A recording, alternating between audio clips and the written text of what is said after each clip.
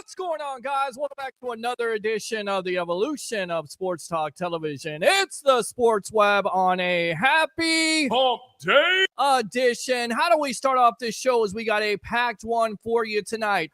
Bring the passion, bring our excitement. Just don't bring any nonsense. Once again, I'm your host, Peter Blake, the Rolex Reporter. It is time to definitely talk about your Tampa Bay Buccaneers with the legend himself, Mr. Neal Haggerty, former coach, scout, and now media member of Night Sports Productions and Amped Up Sports. Former NFL quarterback of Seattle, Green Bay, and Cleveland, Mr. Seneca Walace makes another appearance as we talk quarterbacks on this show. Baker Mayfield, rookies, preseason. You just never know what I'm going to ask, and maybe he'll give us some great stuff as always. We'll have Ryan Neal, the newest correspondent for LSU, and of course, New Orleans Saints there. Definitely college football. We'll talk about that at 9:30. We may have Tampa Bay Ray. We may have Harry the Greek on. And then, of course, Turnbuckle Talk comes on at 10:30, talking WWE, AEW action. And as always, we take phone calls. 727-255-0391. It's 727-255-0391. Want a quick shout out here really quick as we will go out to the newest website, which is the sportsweb.live for all your evolutionary content, if you will, brought to you by Amped Up Sports. It's the sportsweb.live. And of course, all the podcast platforms out there, Spotify, Apple Podcasts, check it out. It's the Sports Web. We got all that visibility out there so you can listen, so you don't necessarily have to see my face here. But if you haven't noticed, I got a haircut tonight. And you know where I went? I didn't go far. I went up the block to Up the Block Barbershop, 4946 Moog Road in Holiday, Florida. We'll have Ricky on here telling you all about it. I got to get this little decal up here. Where is that at? There it is. Boom. Right there. See, I'm prepared. I prepared myself. I wrote it down, JP Peterson. Up the Block Barbershop, and tell them the Sports Web and, of course, the Rolex Reporter Peter Blake sent you. So we will talk to him tonight. And as always, we will talk to you because that's what I love to do here on the Sports Web. I could sit here all night long and flap my gums about this, that, and the other thing, drone on. But I know you want to talk about, of course, the Tampa Bay Buccaneers. 11 days, ladies and gentlemen, until the season starts. I know you're ready. I'm ready too. We'll also hear from Jason Light, who had a presser today, about 15 minutes. So we'll see how long that goes. We'll take some phone calls as always. Let's go ahead and go out to the comments. First, as usual, Roger Shue right there, the tribal troll. Acknowledge me. Let's go out to him again. Hurry up. Dynamite is on. Listen, if you want to watch AEW Dynamite, I don't blame you. Bryan Danielson is going to address the crowd tonight about not only his win there at the last pay-per-view over at the UK, but what's his future? So we'll definitely talk about that with Ralph Williams as always. Tim Haynes says, good evening, Peter. Good evening to you. Oh, yeah. Let's go out to KR. Evening, Peter and crew. Go Bucs. Go Bucs. Let's go. Go Bucs. How about them Bucks, baby? Go Bucs. There you go. All right, so let's go out to Michael. Hey, Peter, what's going on, boss? How you doing? Welcome to the Evolution. Christopher O'Reilly. Good evening, Rolex Reporter. Good evening to you, my friend. Yeah. In fact, I'll give you the Ric Flair right there. Let's go out to Phyllis Swift Miller. Hi, Ryan Neal. The sign lady misses you. It's not who you think. I don't think it's Ryan Neal that was here. It is actually one of our correspondents, our young correspondents on Amped Up Sports. So we don't have him on here tonight. But Phyllis, thanks a lot for tuning in to the evolution of Sports Talk Television. Evening, fellas, says Christopher Cole. Oh, yeah. Let's go out to Sports Junkie Radio Network. Go for Greg here. Ozzy Sidekick, thanks a lot for tuning in. Yeah. And let's go out to KR here. What do you think about Brady issues if he becomes a part owner of the Raiders? What is the latest on Tom Brady at this point? In fact, this is the latest. The NFL says Tom Brady will face unique and severe TV restrictions if approved as the Raiders' part owner. I don't know what to think about that, but, the NFL always trying to regulate something, as a lot of entities do. I guess there would be, some... I don't know what would be the deal with that. I mean, he'd be part owner, so I guess he would be biased to the Raiders, but he's on Fox, so he's not covering the Raiders. He's covering the NFC. I don't know. I mean, is that really a big deal to you? I mean, is it really? I mean, Tom Brady being a part owner of the Raiders and then being an announcer, is that a big deal to you? I don't know. All right, let's go out to Lizzie here. Excited for the show. Thank you very much for tuning in. Appreciate you. And let's go out to Chad Turner. Why changing players? For my opinion, we understand where you're coming from. Why are you changing players? I don't know what that is. What changing what players? What are you talking about? I don't know. We're talking to a former NFL quarterback. Without further ado, let's go ahead and get my co-host on. It's the legend himself. Here we go. The legend, former Coach Scout and now media member of Night Sports Productions and Amped Up Sports.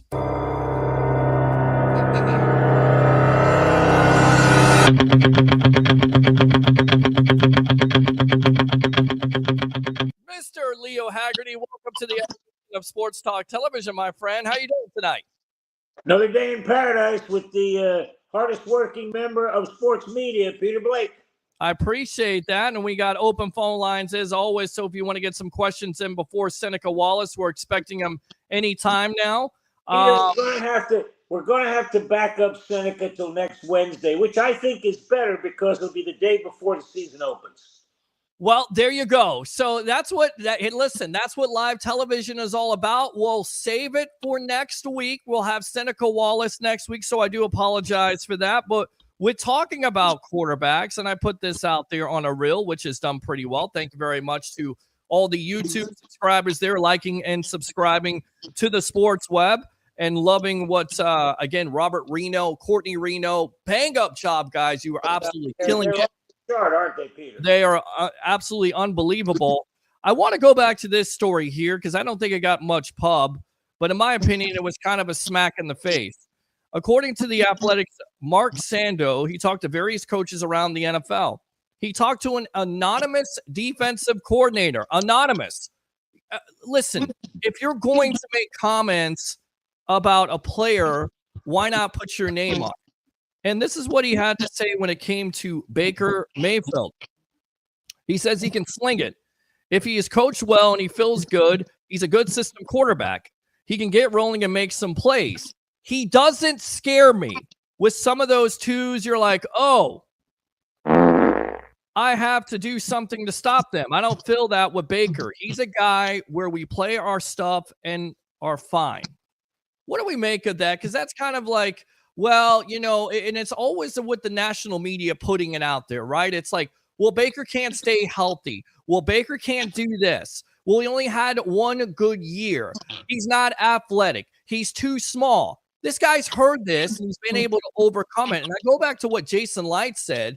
He's kind of like he's a direct reflection of this Tampa Bay Buccaneer organization, which has not been thought of the last couple of years, which has been said that they're going to have 2 to 3 wins. So they love playing with a chip on their shoulder, and Baker likes the same. What do you make of these comments? Sounds like somebody who's jealous. That's just me. And again, Peter, but if you're going to make the comment, well, Baker can't stay healthy, you better get a second part of that and say he can't stay healthy multiple years in a row. Right. It's a fact. Okay, we can deal with that. But the fact that he's just a guy, no. Again, let's go back to his days at Cleveland. He got the Cleveland Browns to the playoffs. They destroyed the Steelers in Pittsburgh. Not a lot of guys can say that. Was one play away from beating Kansas City to go to the AFC Championship game. Not a lot of people can say that. Sure. Yes, he's small. Yes, he hasn't been able to remain healthy. Yes, he's been through a zillion offensive coordinators, which is tough. But you know what? The guy's a perfect fit in Tampa. because he looks to one side, he sees number 13. He looks to the other side, he sees number 14. Oh, wait a second, 14 is going to be in the slot now. And then he's going to look on the side, and he's going to have 15 out there in Jalen McMillan. Hey, guess what? 13, 14, 15. Bingo. I'll take that. Yeah. And again, I don't know what you want, but I said this in my reel. He's a guy last year on third down when you need that extra 1 or 2 yards. And of course, Todd Bowles doesn't necessarily like it, and probably Jason Light doesn't like it. But then again, here's a guy who wants that extra yard, who will put his shoulder pad down and earn that extra yard. He will go after a defensive player and say, get your weight up.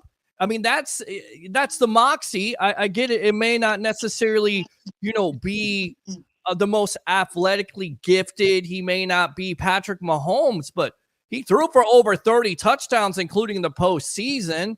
He had a pretty good year when it comes to interceptions and accuracy. I don't know what more anybody really wants. I just think it's always going to be that stigma of with him coming out of Oklahoma and some of the things he did off the field as a young kid.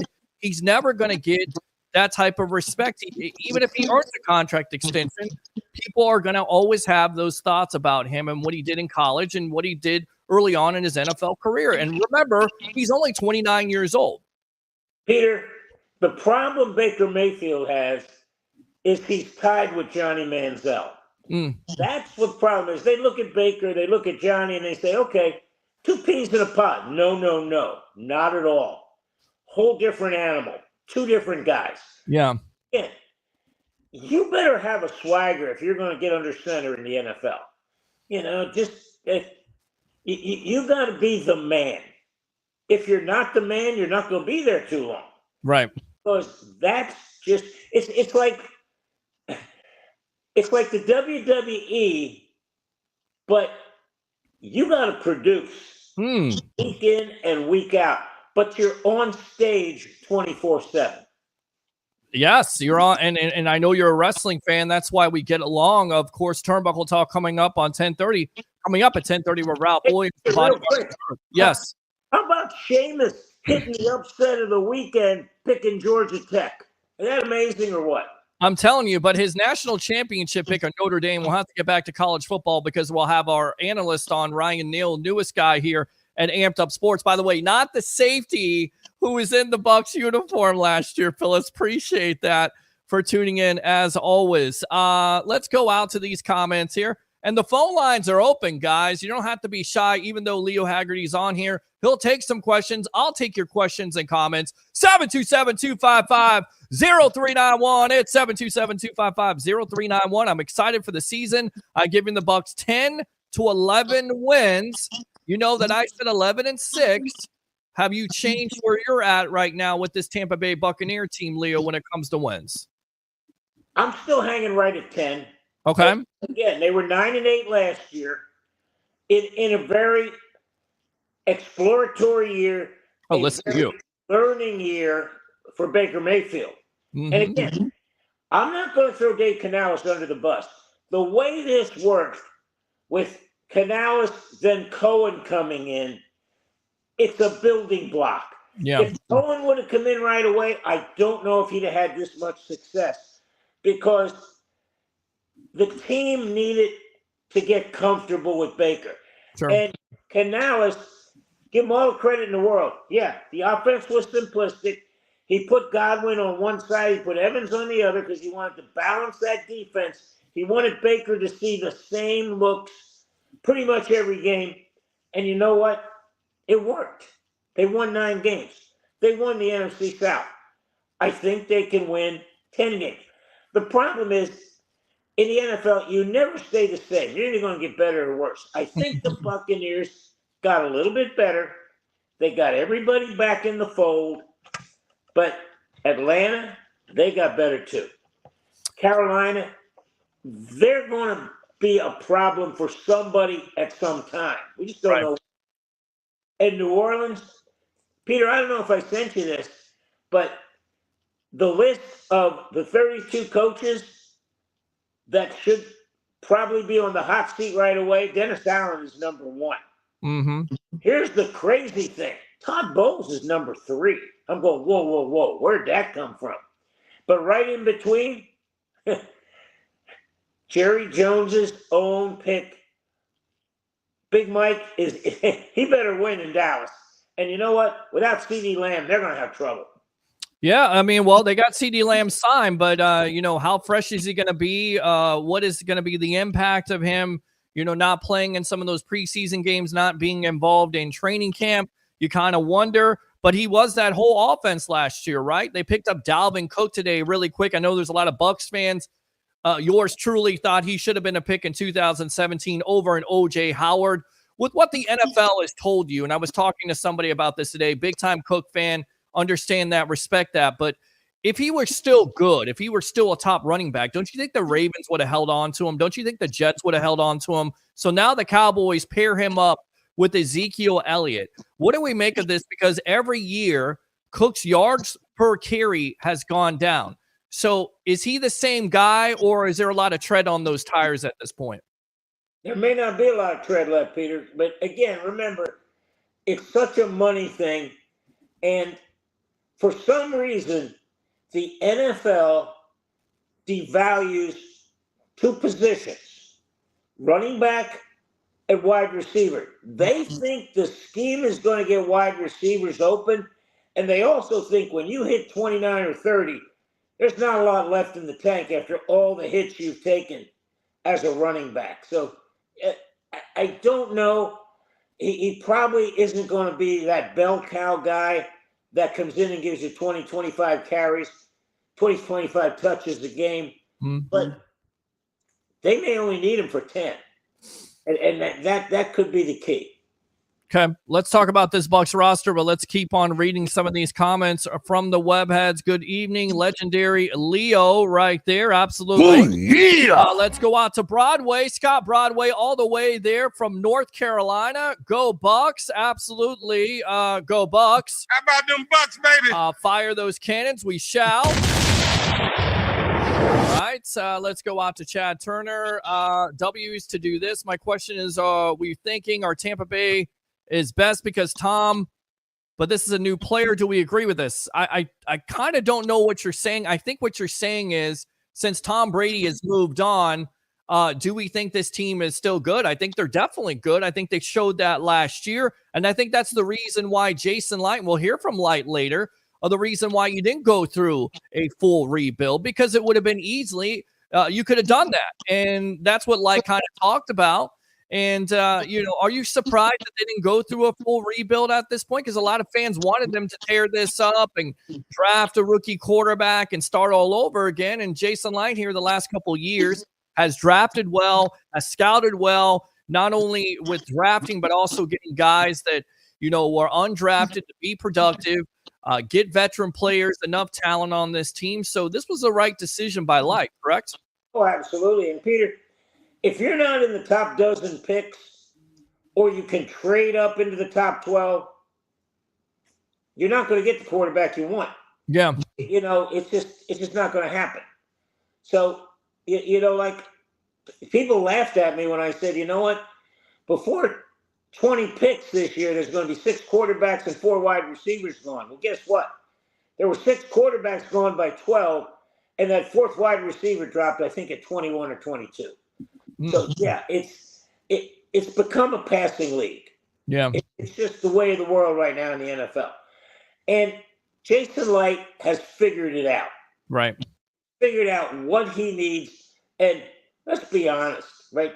Mike Evans and Chris Godwin, show me a better duo.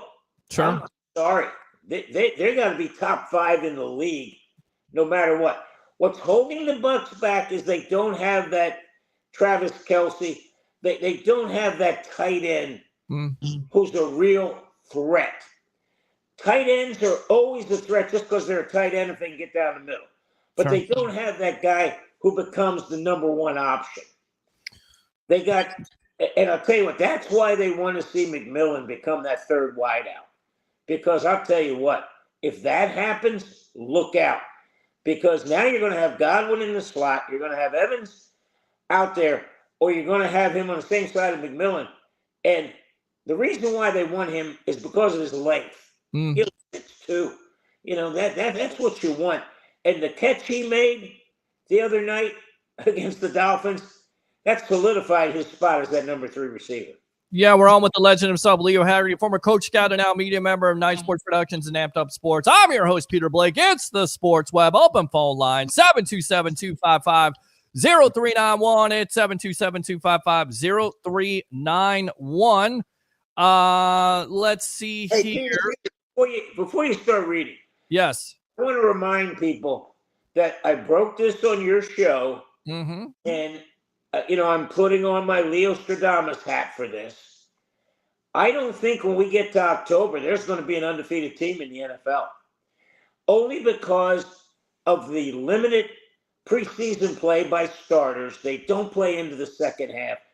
Tackling, because you're only allowed 20 padded practices once the season starts, tackling is hit and miss at best that first month of the season. Right. And you know what? If you're going to get somebody, you want to get them early because they don't have a chance to get that wagon train rolling and go ahead. I think you see a bunch of 3-and-1s. I think you'll see a plethora, or as Ray Kennedy says, plethora, 2-and-2 teams. A few 1-and-3. I'd be surprised if we see any more than a handful of 0-and-4s. I think you'll see like 2 or 3 at the most 5. Okay. All right. Good stuff there, Leo. Let's go out to Christopher Cole. Story of Baker is gritty. Absolutely agree with that. Sports Junkie Radio Network. It doesn't matter anymore. NFC or AFC, Fox or CBS can televise any conference game. Getting back to that Tom Brady thing, because that was got to go. You can't have an owner in the booth. If he wants to be an owner, fine. He's done broadcasting that. You just can't do it. It's a conflict of interest, no matter how you say it. Conflict of interest. Well, I mean, is it really that? I mean, what can he besides the fact he's the part owner of the Raiders? Is it really that big of a deal, or is it just the NFL saying, you know what, we're Big Brother, this is how we do things. We're not going to adhere to Tom Brady. Which, by the way, what would you rather have him as at this point? Would you rather have him in the booth than an owner? Absolutely. Correct. But all right. Here's why it's a conflict of interest.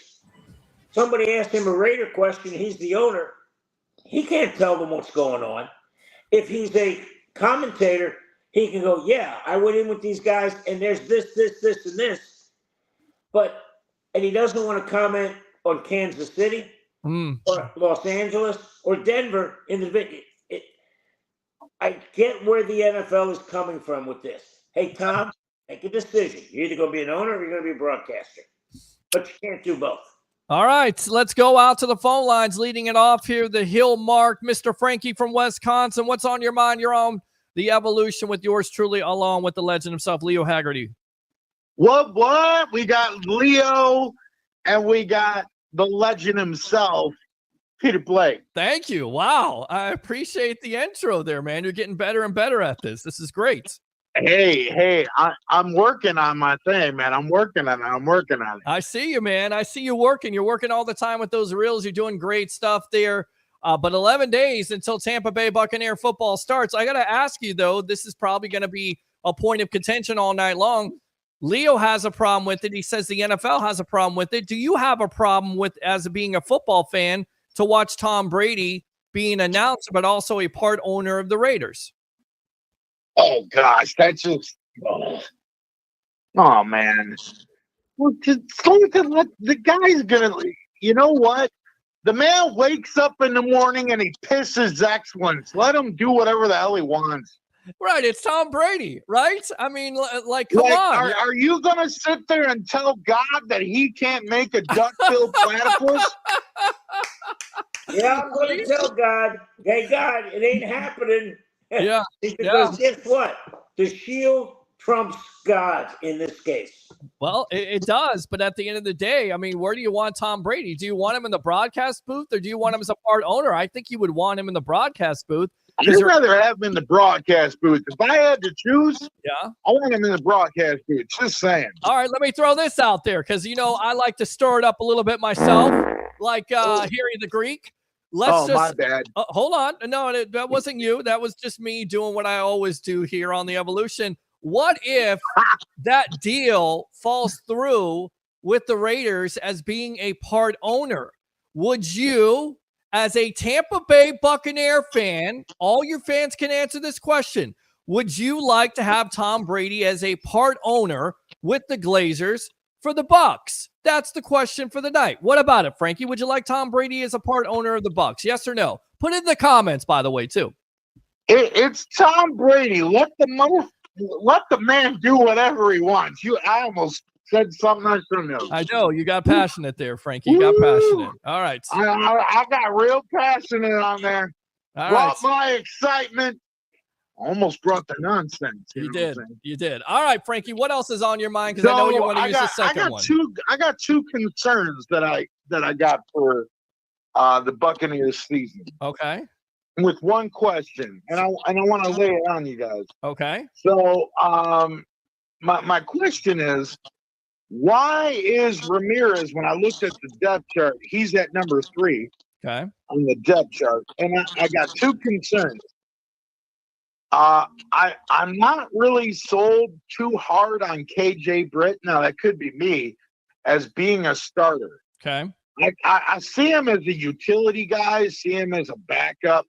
But I don't know if he can take, going as a starter all season.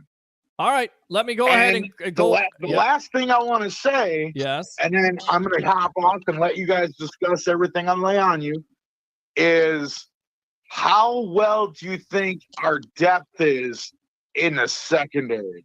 Okay. All right, man. Thanks a lot for the call. Go ahead. Let's just touch on that. Yes. Go Bucs. Fire them freaking cannons all freaking year long, baby. All right. Good stuff. Frankie bringing it right there on the heel mark. He'll be back. Tom Brady. Oh, what was that? Which, by the way, hold on a sec there. I don't know what that is. Okay. There we go. So first question, first, what was the first? The first question was what? Was, boy, I'm losing my mind here. Is he a starter or not? Yes, I think he is. Don't you? I mean, you saw a small sample size, but now he's going to get the opportunity to be a starter for this team. And again, not as athletically gifted, as you will, as Devin White was. But he's in the right place at the right time. It seemed like the defense improved immensely, Leo word, of how better they got, not only with the tackling, but being in the right place at the right time. So what do we think? Do we think KJ Britt can do it defensively? Peter, I think he can. The problem I think we see with the Bucs is if they get injuries in the secondary or linebackers, I don't think they reload. I think they drop off. Okay. That's going to, especially at safety. Yeah. You got, Jordan Whitehead, and you got the Deuce, as I like to call him. Okay. They drop off. Okay. And that's because these two guys are really, really, really good. Okay. At corners, they're going to drop off a little bit. I think at the backer spot, another big drop off. And again, I want to see how Nelson and how Joe plays when Joe gets back healthy, because these guys are so long. Yeah. You're talking 6'5", 6'6". That's throwing over a house. And that'll be huge to see what Todd Bowles thinks up on how to use these two guys. But you know what, Peter? All starts with that front three, that front four. Well, and that was his question. Are you surprised that Jose Ramirez is number 3? I'm not, but I think there's certainly an opportunity on the rotation. If JTS isn't productive, it doesn't finish, that you could see Ramirez taking some of those snaps. You could also see Chris Braswell taking some of those snaps. And I see you, Ryan, in the back room. We'll get out to you in a moment. Talk some LSU, talk some college football, talk about what a weekend it was and a big-time upset by Georgia Tech over Florida State. Get your thoughts on that. But, Ramirez being number 3, are you surprised by that? Because he definitely showed flashes of brilliance, if you will. A guy that got drafted late, was on the practice squad, and has now been able to develop. Well, you know what, Peter? If you're number 3, you're going to get some snaps. Yeah. Because September playing football in Florida, you can't go 50, 55, 60 snaps. Yeah. So there's going to be some times where that second and possibly third group get in there for a series or two. So, yeah, let's be honest. 50 is going to be the show. He's the guy that's got to get color in the quarterback's face. Absolutely. And I'll tell you what a slimmed down version of Vita Vea he is. My God. Yes. It's like there's another person walking around and we can't find him. I'm telling you, the Dolphins couldn't find him the other night. It was scary. It was frightening. All right, I want to read the rest of these comments, and then we'll get out to you, Ryan. Appreciate you being patient. I know about WWE for years, guys. Chad, thanks a lot for tuning in. Continue to tune in because we'll have Turnbuckle Talk at 10:30. Christopher Cole, Bucs 1, 2 Saints, 3 Falcons, 4 Panthers. Agree with that. Chad says Tampa Bay is trying to force that. I heard you're a truly fan for the NFL. Cowboys, in my opinion, is out because of Jerry Jones. I don't know what word salad that is, Chad, but I guess you're talking about we're trying to force Tampa Bay down your throat or something along those lines. We talk Tampa Bay Buccaneer football on this show. We also are okay with talking Cowboy football if you want to call in. Peter, what are your thoughts on AEW taking the strap off of Swerve so quick? Do you think he deserved a long title reign? I tell you what, Pig. Hold the line there. We'll talk about that at 10:30. So I definitely have some thoughts on that. I agree with you. Broadway says, hey, Peter. Hey, Leo. Tim, I agree with Leo concerning ownership or announcing pick. One can't do both. You got to pick. Roger Shue, of course, says no. This guy sucks. Broadway says Brady doing both is a conflict of interest. And the Hill Mark says the first question was, why is Ramirez number 3 on the depth chart? All right, appreciate it. Again, the question for the night out there, if that deal fell through with the Raiders and the NFL forces him to be an announcer, would you be okay with Tom Brady being the minority owner of the Bucs? Put it in the comments there, yes or no. Let's go out to this guy right here, Mr. Ryan Neal, newest analyst here of Amped Up Sports, talking LSU, New Orleans football, college football in general. And my friend, it's about to get busy for you there with LSU and USC. But before we get to that, I got to get your thoughts on that college football matchup this weekend, an upset with Georgia Tech over Florida State. Welcome to the Evolution. Yeah, thank you for having me. Happy to be here. So the first thing, the biggest upset of the weekend, FSU and Georgia Tech. And, for Florida State fans, it's DEFCON 1 for them. It's because, end of the season last year, they lose to Georgia. And then here comes the next Georgia team to upset them. And honestly, in my opinion, on a bigger stage. They were the first football game of the year after being one of the most embarrassing football games at the end of the year last year. So now there are 2 bad tastes in everyone's mouth in the country about them. And, but going into that game, you had Florida State fans saying they had the best defensive line in the country. Big words after getting manhandled by the offensive line on Georgia Tech. And they went into the game and played Georgia Tech to their game plan. And they also went in there thinking they could out-physical them, and they didn't. I don't know what's going to happen to Florida State in these upcoming games, but Boston College at home in Tallahassee is going to say a lot.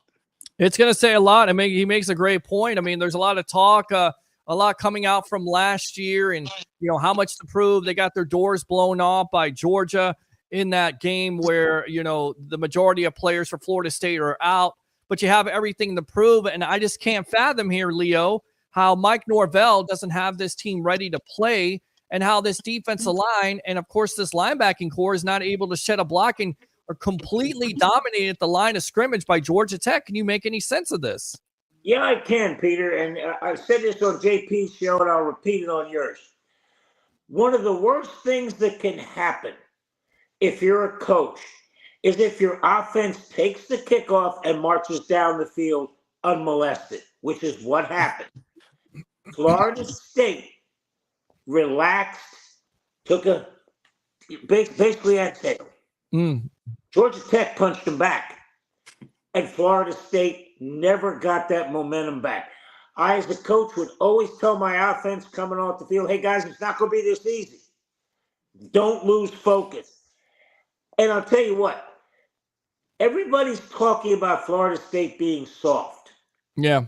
I don't know if I'd say they're being soft. The problem was they thought it was hey, this is the same old Georgia Tech. Well, guess what? It wasn't. Georgia Tech wanted to make it a fist fight, and it became a fist fight. They controlled the line of scrimmage on both sides of the ball, offense and defense. Florida State couldn't get back on the field. Yeah. I mean, they played keep away. Yeah. And when Georgia Tech had that fumble on second down, which took them out of field goal range, all Florida State had to do was come up with a play. And they couldn't. They let the guy get 10, 12 yards, kicks a field goal, and wins. I tell you what, it's going to be interesting to see out of the ACC, because now Florida State's going to have to beat Miami and Clemson. Yeah. Because if we lose another one, it's going to get ugly. But hey, Ryan, I'm coming back to you. LSU never plays well in the opener. Why are you playing USC? Don't get me started. I'll say with the SEC, LSU loves to start their season off with a big matchup, and we're probably one of the only ones. We're not playing Duquesne or anything like that, like the rest of the SEC. And since 2019, we opened up with Mississippi State, UCLA, and then FSU 2 years in a row. We lost all 4. So this year, Will Campbell was at the kickoff media today, and he came out and said, "We're not here to come to Caesar's Palace. We're here for a fist fight." And man, as an LSU fan, that got me ready to run through a wall, man. I'm ready for it. And I think he said during that press conference that they're going to run the ball. And he said it flat out, you can take that as you will. This LSU offensive line believes they can strengthen and outclass the entire USC defensive line, and I think that is their best strength on their team, and they're going to come out the gate swinging with that. The run game is going to be established in this game by LSU. You know what, Peter? Let me jump in for another one. Ryan, how do you replace Jalen Daniels, or don't you? You don't. You can't, because that offense runs completely differently. He's a scrambling quarterback. He had over 150 rushes last year, if I'm thinking correctly, because in our next closest was our running back with I think 97, Logan Diggs, who he went to Ole Miss. So with both of those two leaving, you have a completely new running game you have to put in place. And so now with this year, we have Josh Williams, a walk-on who turned into a starter on our team, who I think is our go-to back. And then we have the upcoming sophomore, Caleb Jackson. I think he's going to be a dog. The dude is 6'1", 225. He runs over people. And I think Caleb Jackson's going to take away this game for us. I'm really high up on him. He's the bell cow running back that LSU's been looking for about a decade now. Well, ever since Fournette. What's the confidence level we're on with the Ryan Neal, nearest analyst here on Amped Up Sports, covering LSU college football? It's the Sports Web. I'm your host, Peter Blake, along with the legend himself, Mr. Leo Haggerty, former Coach Scout and now media member of Night Sports Productions and Amped Up Sports. What is the confidence level and Brian Kelly from this fan base? You're there. You see it. What's the articles like there? What's the fan base? What have people told you there in Louisiana? So my confidence just from the past 4 years is low, to be honest, just because I go into the season hyped. I'm like, all right, this team, we have these pieces, we have everything, we should be ready to go. Then we come out and it's a disappointment. I'm holding my breath for this game, but from the LSU side, they are confident, as is they are every year at the first game of the season when we have these high key matchups. So my confidence is higher only because we have more returning pieces to our entire team compared to USC. They're both missing a Heisman quarterback. The only difference is their defense, 10 of the 11 starters are transfers. Are you going to tell me they're going to have no growing pains with that? They may be good players, but for all that team to gel together and play 100% on the first game. And he's gone. I don't know what happened there. You know what, Peter? Oh, there he is. Hold on. When he gets back on, okay. Ryan, I'm back. Sorry. I'll never forget this comment. And Peter, you and I sat there. Yeah. When Brian Kelly looked the media in the eye and said, if our defense was just average, we'd be undefeated. That had to tell you how disappointed he was in that defensive effort, right, Ryan? Yeah, so we go get Corey Raymond, the guy who we call the godfather of defensive back university at LSU, with all the players we put into the league. We went out and got Bo Davis, an LSU alumni who was a defensive lineman at our at our LSU, who was from Texas, seen as one of the best defensive line coaches in the country. We went and got Kevin Peoples and Blake Baker from Missouri, Blake Baker being our defensive coordinator, and then Kevin Peoples being our ends coach, who's seen as one of the best in the game. We went out and got the personnel. How much are they going to improve under year one? And if we can go from that 120th best defense, or that terrible defense that it was, to 80th, 70th, that's all we need right now. And I think this team can easily be 10-2, 11-1. Wow. Okay. Good stuff there from Ryan Neal. Let me ask you this, Leo, and I want to go out to Mike. I'll read David's comment in just a moment because he makes a great comment. The gauntlet starts Saturday, and I believe he's talking about Florida and Miami. How do you see this working out, Leo? Because Florida has one of the toughest schedules in all of college football. Can they overcome this, or are they in big trouble this year? Peter, I think they're in big trouble, and here's why. I came out today on JP's show, and I'll come out now. I think Ohio State wins the national championship because they are in a position where they're in the center of the country. They're not talking about playing coast to coast. They're going from the center of the country to one coast to the other coast. They've got to play Oregon. They've got to play Penn State on the road. They host Michigan at the Horseshoe. They'll be battle tested.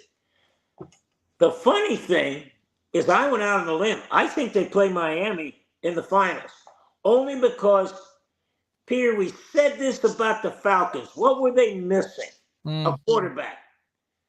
They brought in Kirk Cousins. What were the Hurricanes missing? A quarterback. Guess who shows up? Cam Ward from Washington State. Yeah. Who's just a perfect fit for what's going on down there. He's mobile. He's accurate. And you know what? Miami, top to bottom, their roster, arguably the best in the country. Wow. I think they go into the swamp. I don't think they beat them badly. I think they do beat the Gators in the swamp. All right. And my question for Ryan here to end it off, of course, a couple more questions. Can Miami overcome Mario Cristobal because his coaching decisions? And I go back to Todd Bowles. A lot of fans are critical of his coaching decisions on the field when it comes to time management. Can Miami, this team, overcome Cristobal and those type of decisions for him? I think so. Well, they hired a time management coach to help him out with the game because, they're not paying enough money on the field to do that. So they have to hire someone else.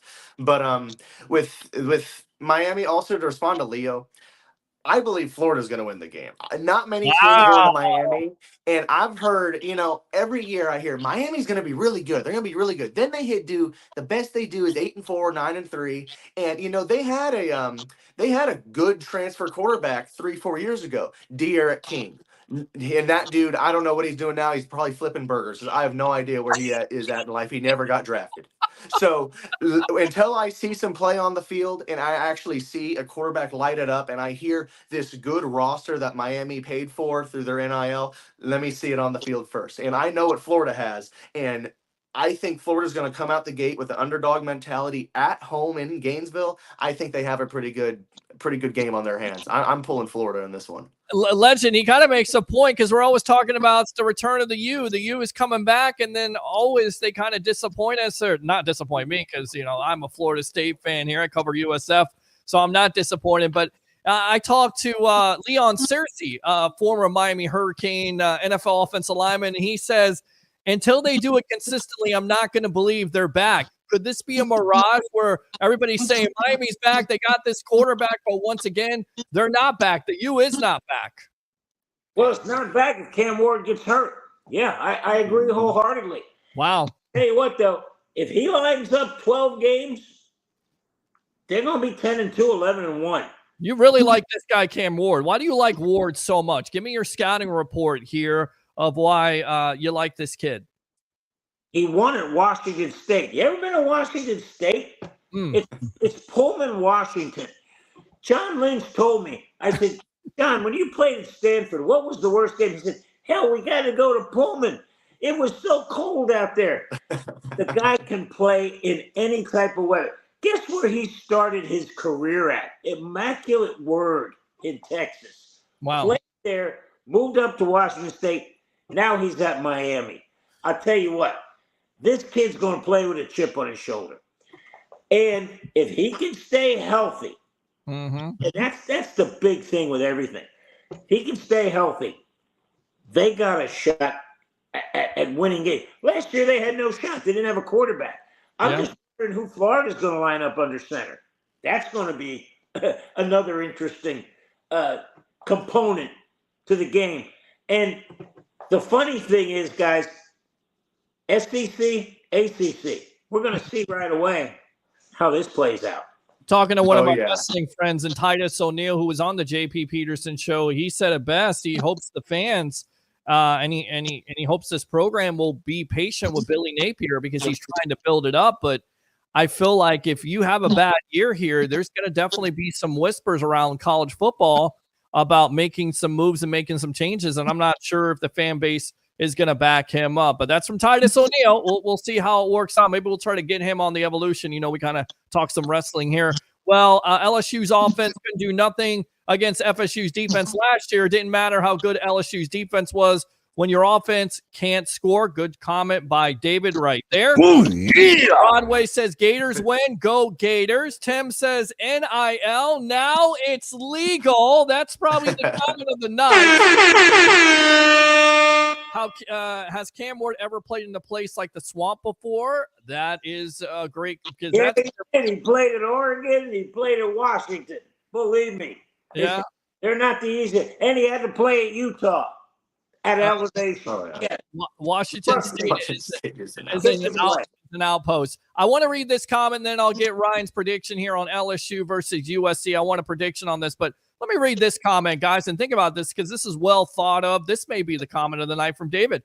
Well, Tom Brady ain't the most trustworthiest person in the NFL, and with him going to teams' practices throughout the week, learning the insides and outs of their offense, do you think it's right for him to have part ownership of another team? You don't think Tom Brady would slip up and tell the Raiders some of the other team's offensive schemes? I think he would. He is from the tree of Bill Belichick, is he not? So great comment by David. I've kind of changed my mind on that because you're exactly right. Leo, what do you think of that comment right there? That's probably the reason why the NFL wants to restrict it, correct? It's conflict of interest, guys. I don't care how you slice it or dice it.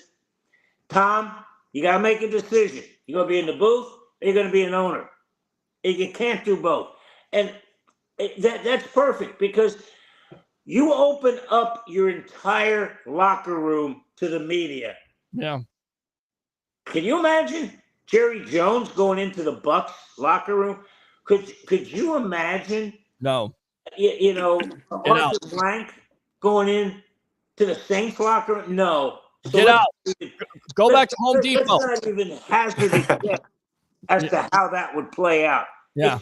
Not no, hell no. Hell no. Go back to Home Depot, get some plywood. You'll plywood yourself in there. You know, hopefully your offensive line isn't made of plywood because your quarterback may be broken by the time the year is out. Sorry, knock on wood. I don't never want to hope for anybody's injury, but the offensive line, very questionable. With that being said, questions remain here. What's your prediction for LSU versus USC, Mr. Ryan Neal here of Amped Up Sports? So my biased answer as an LSU fan, I'm thinking it's going to be a high-scoring game, but I do think the second half adjustments by LSU's defense will be the winning part of it because I think the staff will go in at half. The staff that we are paying some big bucks are going to go in and kind of make some adjustments that are going to win us the game in the end. I'm kind of seeing it in a 42-28, 35-28. All right, there you go. LSU's favorite. LSU wins that game in a high-scoring shootout. Leo, how do you see this game? And, of course, guys, keep on tuning in here to the Sports Web, brought to you by Amped Up Sports, because we got you covered when it comes to this team right here.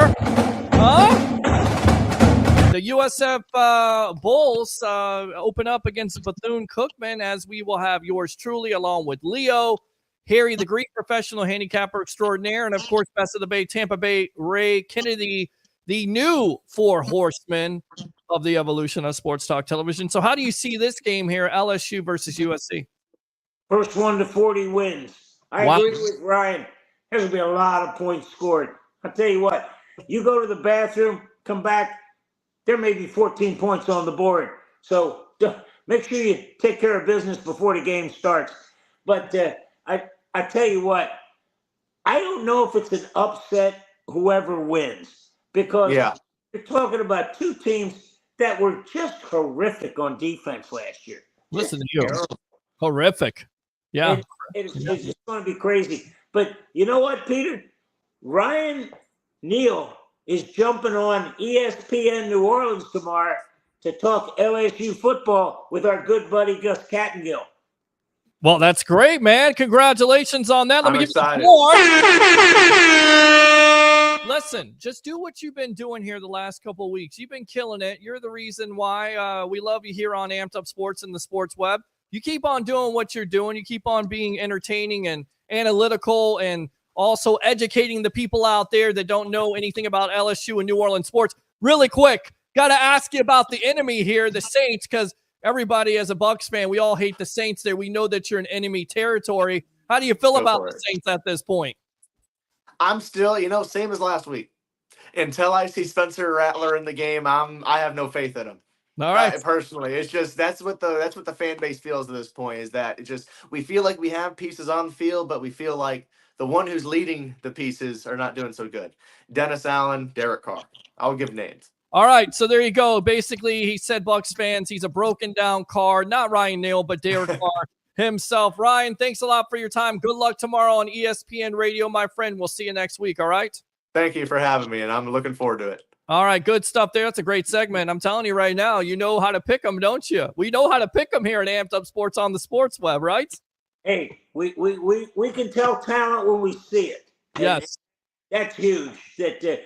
By the way, we have our photographers, Kelly Champion and Bill Smith, into every LSU home game, with the exception of this one, because it's at an NFL stadium. It is so hard because there's so many restrictions when you're playing at an NFL stadium.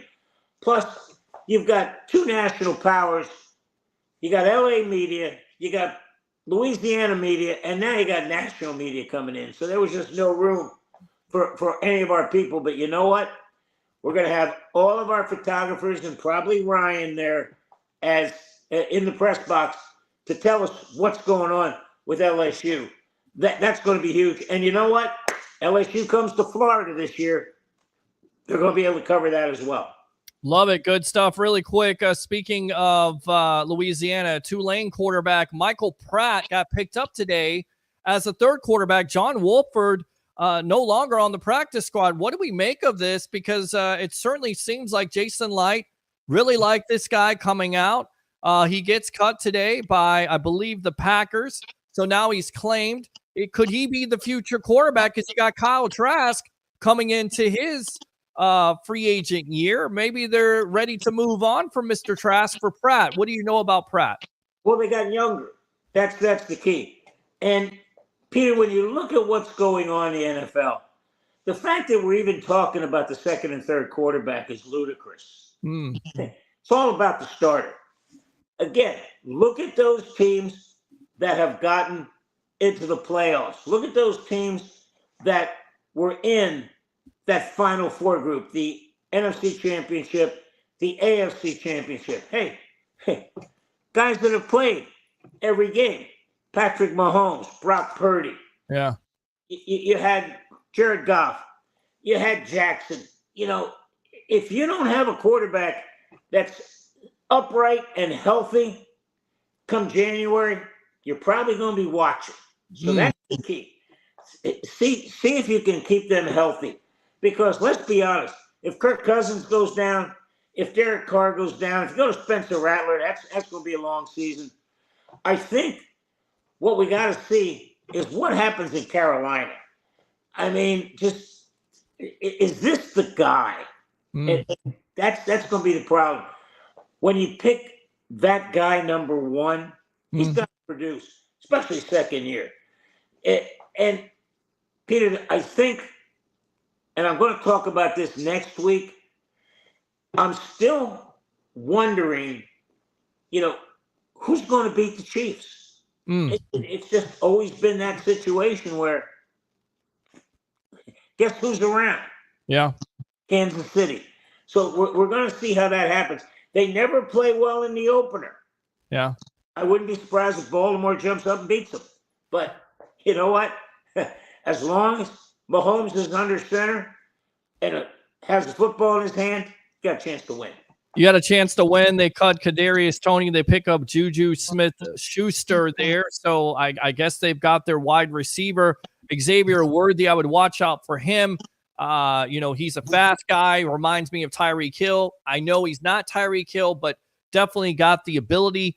And Leo, I'm going to get you out of here on this. Can you believe that some of the most overrated, one of the overrated quarterback in the NFL is Josh Allen?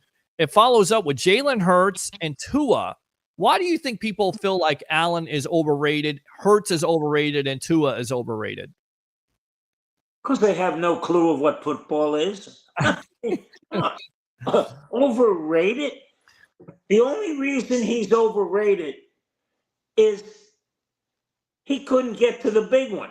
It doesn't make you overrated. It's like saying Dan Marino was overrated because he couldn't get to the big one more than once. No. Stop. Right. Stop. This guy can play football. You think Buffalo's going to win 7-8 games if he's not under center? Stop with this overrated stuff. The craziest thing is people come in and they talk about, okay. Well, here's the crazy thing, buddy. This is from players around the league. This is their peers saying this kind of stuff. Well, I'll tell you what. Hey, I'm going to put your name behind that because when Josh Allen comes and tortures you. Right. That's what I'm saying. Like, there's no players that are going to put their name on it, but it's out there, and it's just like, it's amazing. And again, these are the same players that, voted Budda Baker over at Antoine Winfield Jr. when it comes to the best safety in the game. And clearly Winfield Jr.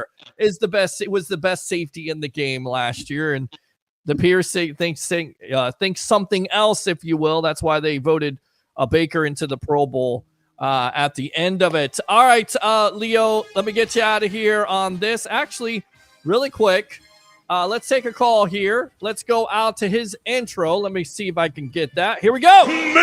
Mr. Kennedy!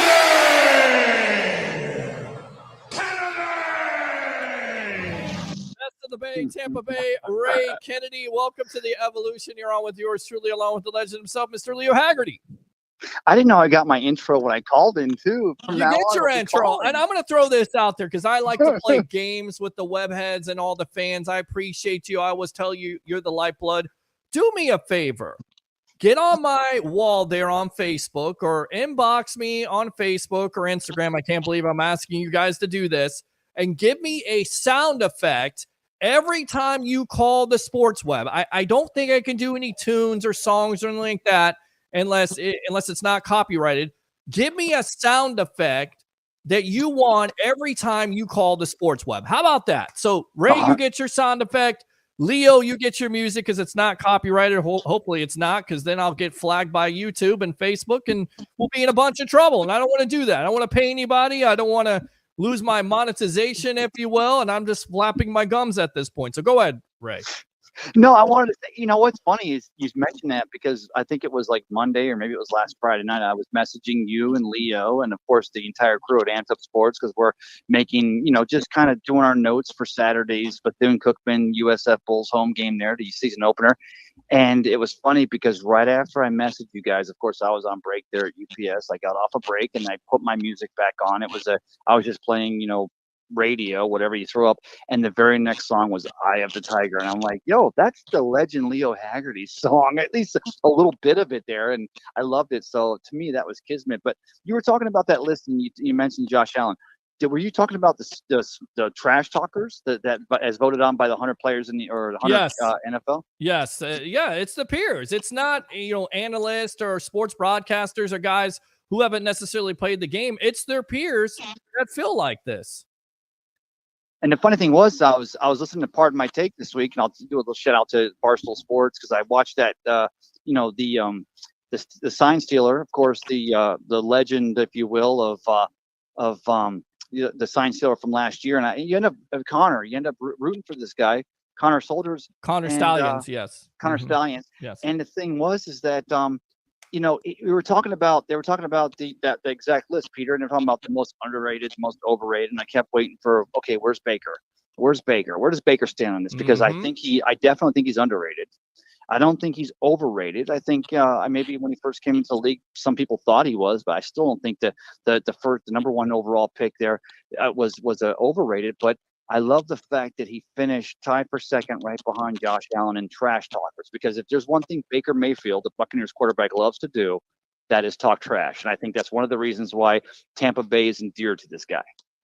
Well, yeah, it makes lots of sense at the end of the day. And I think, again, Baker loves the fact of, having that chip on his shoulder. The Bucs as an organization, they love the fact of having that chip on their shoulder. But to be fair to Allen, has he always had the greatest offensive coordinator? And maybe that's, an excuse. Has he had Stephon Diggs? Does he turn the ball over a little bit too much? Is he a gunslinger? But supremely talented guy, puts up big time numbers. And, Leo, and I kind of, you go back to what Harry said the other night, he believes that Buffalo is an overrated team. Do you agree with the loss of Stephon Diggs, or do you think they'll be better off without Diggs and that diva mentality? They won't be better off, but they'll probably be the same when it comes to that. And again, they're not playing in a very difficult division. New England, they're rebuilding. We still don't know what Miami's going to do with Tua down there. We don't know about their defense. And Aaron Rodgers, it all depends on how he comes back. But right now, Buffalo's got to be the choice. And again, all you want to do is get to playing football the end of January. Because then, as Kansas City proved, you can go to Baltimore and win. It's just get to the playoffs. And Buffalo should get to the playoffs. Playoffs? Playoffs. I don't know what people are looking at with him. And I just see a guy, we're talking about the third quarterback drafted that year. Right. And I said, look, you guys are making a mistake. He's the number one quarterback coming out. He went to Wyoming. He's playing at 8,000 feet elevation every game, and he's lighting it up. So, yeah, I just think that people are being overly critical of what he does. And I just don't see him as being overrated. Okay. I don't. That's just me. Well, I'll see you one better on the Stephon Diggs is that you put that Sean McDermott defense, and I think some people would pose in the last couple of years this Buffalo Bills defense has been, or at least not last year, but the couple of years before, one of the best defenses, if you will, in the AFC. And you put a Josh Allen, and the fact that guy, he's just never going to quit. That's one thing you love about the Josh Allen, his toughness, is he's never going to quit.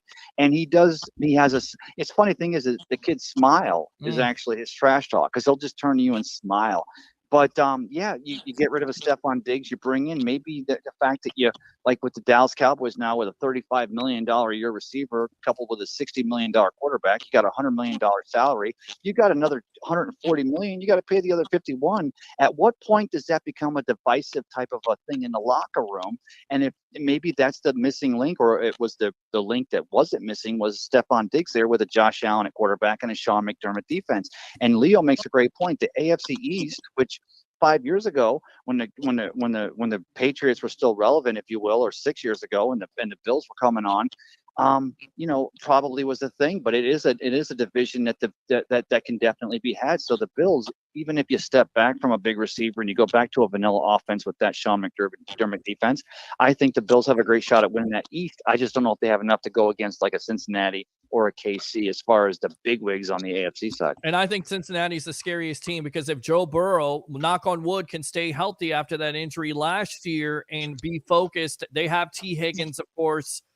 They have Chase there, who's looking for a contract extension, but they're a very dangerous offense. Their defense isn't bad.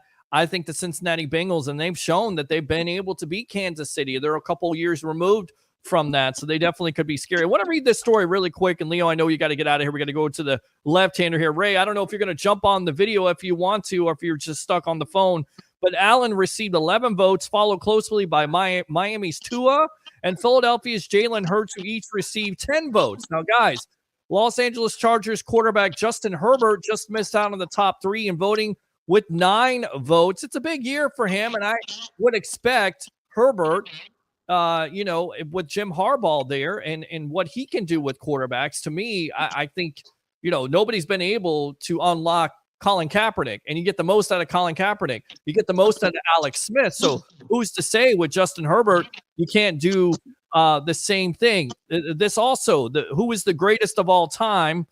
Votes were Brady 85 overwhelmingly, Mahomes at 7, and several other players' votes. The top 3 quarterbacks right now, let's see if you guys agree with this. Mahomes, number 1, Lamar Jackson, number 2 at 124, and Joe Burrow.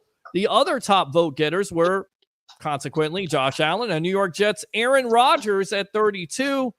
And then they also talk about who could be the most successful quarterback or who's the most overrated. We talked about that. The most underrated quarterback, gentlemen.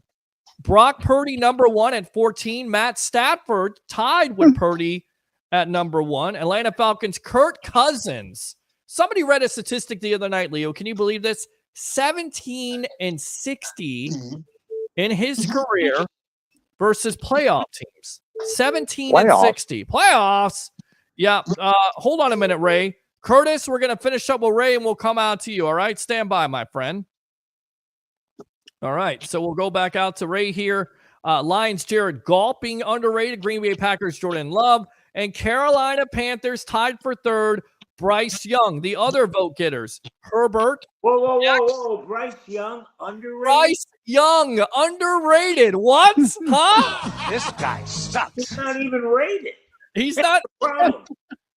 Yeah, I don't understand who voted on this. Were there Carolina Panther fans or players that voted? Was Dave Canales in on this? I mean, what happened? Herbert, number 6 here. Dallas Cowboys, Dak Prescott, underrated. A lot of people say Dak is overrated with that bloated salary that he's about to get here. Talk is $60 million a year. Imagine that. Lamar Jackson being underrated. Hurts and Tua, which I don't get because we said overrated. And then the biggest trash-talking quarterbacks right now, Josh Allen, Baker Mayfield at number 2 there with 17, and Aaron Rodgers. The other vote getters, Mahomes, Burrow, and Houston Texans, C.J. Stroud. So on that note, my friend Leo, you've been killing it. We'll go out to the left-hander here, man. I appreciate the time, and we'll see you Saturday here on the Evolution of Sports Talk Television live from Raymond James Stadium for USF versus Bethune-Cookman, my friend. Yep, and I'll tell you what, they're a 40-point favorite. I'm just concerned that they may get a lead too soon. Yeah. For the starters, and they may not cover. So, but it's going to be a fun game to watch. Looking forward to it. And people, make sure you catch the post-game show from the Red Corner, right? Yes, the Red Corner, which is in the press box, which is USF. They've given us the opportunity to do that. And we may have a camera shot, a second camera shot there. We got you covered when it comes to USF Bulls football. Appreciate you as always, my friend. You're a hardworking man. I'm trying to be just like you when I grow up. The legend himself, former Coach Scout and now media member of Night Sports Productions, Amped Up Sports. One of my mentors, Leo Haggerty. Thanks a lot for your time, my friend. Just stay north of the grass, folks. That's it. There you go. Good stuff. All right, Leo, he's out of here. We come out to Ray. I know Curtis wants to call in. Do you want to get on video here? Because I kind of want to play this press conference from Jason Light. So it's 15 minutes. So you have an opportunity to jump on video. All right, you jump on. No, but Peter, I tell you what, I'm going to head home. I was out walking around. As you know, it rained like a son of a gun here in Tampa Bay here today. Yes. But I want to go ahead and say, did you actually say that Brock Purdy was the most underrated as voted by his peers? Underrated quarterback. And I agree with that because I think Purdy takes a lot of hell and they go, well, he's the last pick and, he's not that good and he's a part of that system and he just doesn't do anything that's fantastic. And once again, he gets it done. He got his team to the Super Bowl. I tell you what, Ray, we're going to run here. We're going to get out to Curtis really quick. Then we'll I see got on you, the but I video. want to say he got to the Super Bowl in Kyle Shanahan's offense. You tell me one of the other 31 teams in the league that the offense that Brock Purdy plugs into and is automatically as good as he is right now. And I'll tell you what, right now the Buccaneers are going to show him this year with the defense. We got his number. We're going to show him not that he's not a great quarterback or a good quarterback. Also, real quick, I'll let you go, but how is Joe Montana not mentioned the greatest of all time? Between Patrick Mahomes and Tom Brady, you and I have had that debate. Joe Montana, that's just got to be all NFL players, right? They're all under the age of 35 on average, so they probably don't even know what Joe Montana did out in the West Coast offense there. They probably think he's Joe Montana at this point. They don't even know Joe. All right, thanks a lot, Ray. Appreciate you. As always, great stuff from him. Curtis, I know you're trying to call in. Call back in. We'll read the rest of these comments, and then we'll get out to this Jason Light press conference. All right, let's go out to David here. I think LSU wins by 10. Mike, I think how the deck is stacked against us, wouldn't have it any other way. All right, how confident are you, Mike? I know you're a big-time Gator fan. I know you're Gator fans out there. How many wins do you think Billy Napier and this team has this year? Let's go out to Curtis. Curtis from Newport Richie, welcome to the Evolution. Bro, so I just got home from work. I just turned the show on. Yeah. I'm listening to the greatest of all time crap. Dude, Patrick Mahomes could not be the second greatest quarterback of all time. Well, that's how these players are voting. I mean, it was overwhelming for Tom Brady with 85 votes, 7 for Patrick Mahomes. But you're right. I mean, you have Marino there. Hello, Marino. Even though you didn't win a Super Bowl. Peyton Manning. Right. You got John Elway. Right. Brett Favre. Hello. Yeah. Like, are you even you? I mean, Terry Bradshaw. Hello. You can hate Aaron Rodgers, but the guy's got great numbers. Right. His touchdown to interception ratio is ridiculous. Sure. Here's the thing. We play in a league nowadays. It's a passing league. Mm-hmm. Okay. You don't. I mean, your team starts and begins with your quarterback. Sure. You know, I remember when I started watching football in the 90s. I'm not going to say 90. I'm going to probably say about 70% of the league had a 1,000-yard rusher. Right. We don't see 1,000-yard rushers on every other team anymore. You don't. We don't. Because all the quarterbacks are throwing for at least 4,000 yards. If you go back and you look in the 90s and the 80s, people throwing for 4,000 or 5,000 yards, that was unheard of. Yep. Unheard of. And mind you, Patrick Mahomes has had one of the greatest coaches of all time coaching him. Right. It's not like he went in.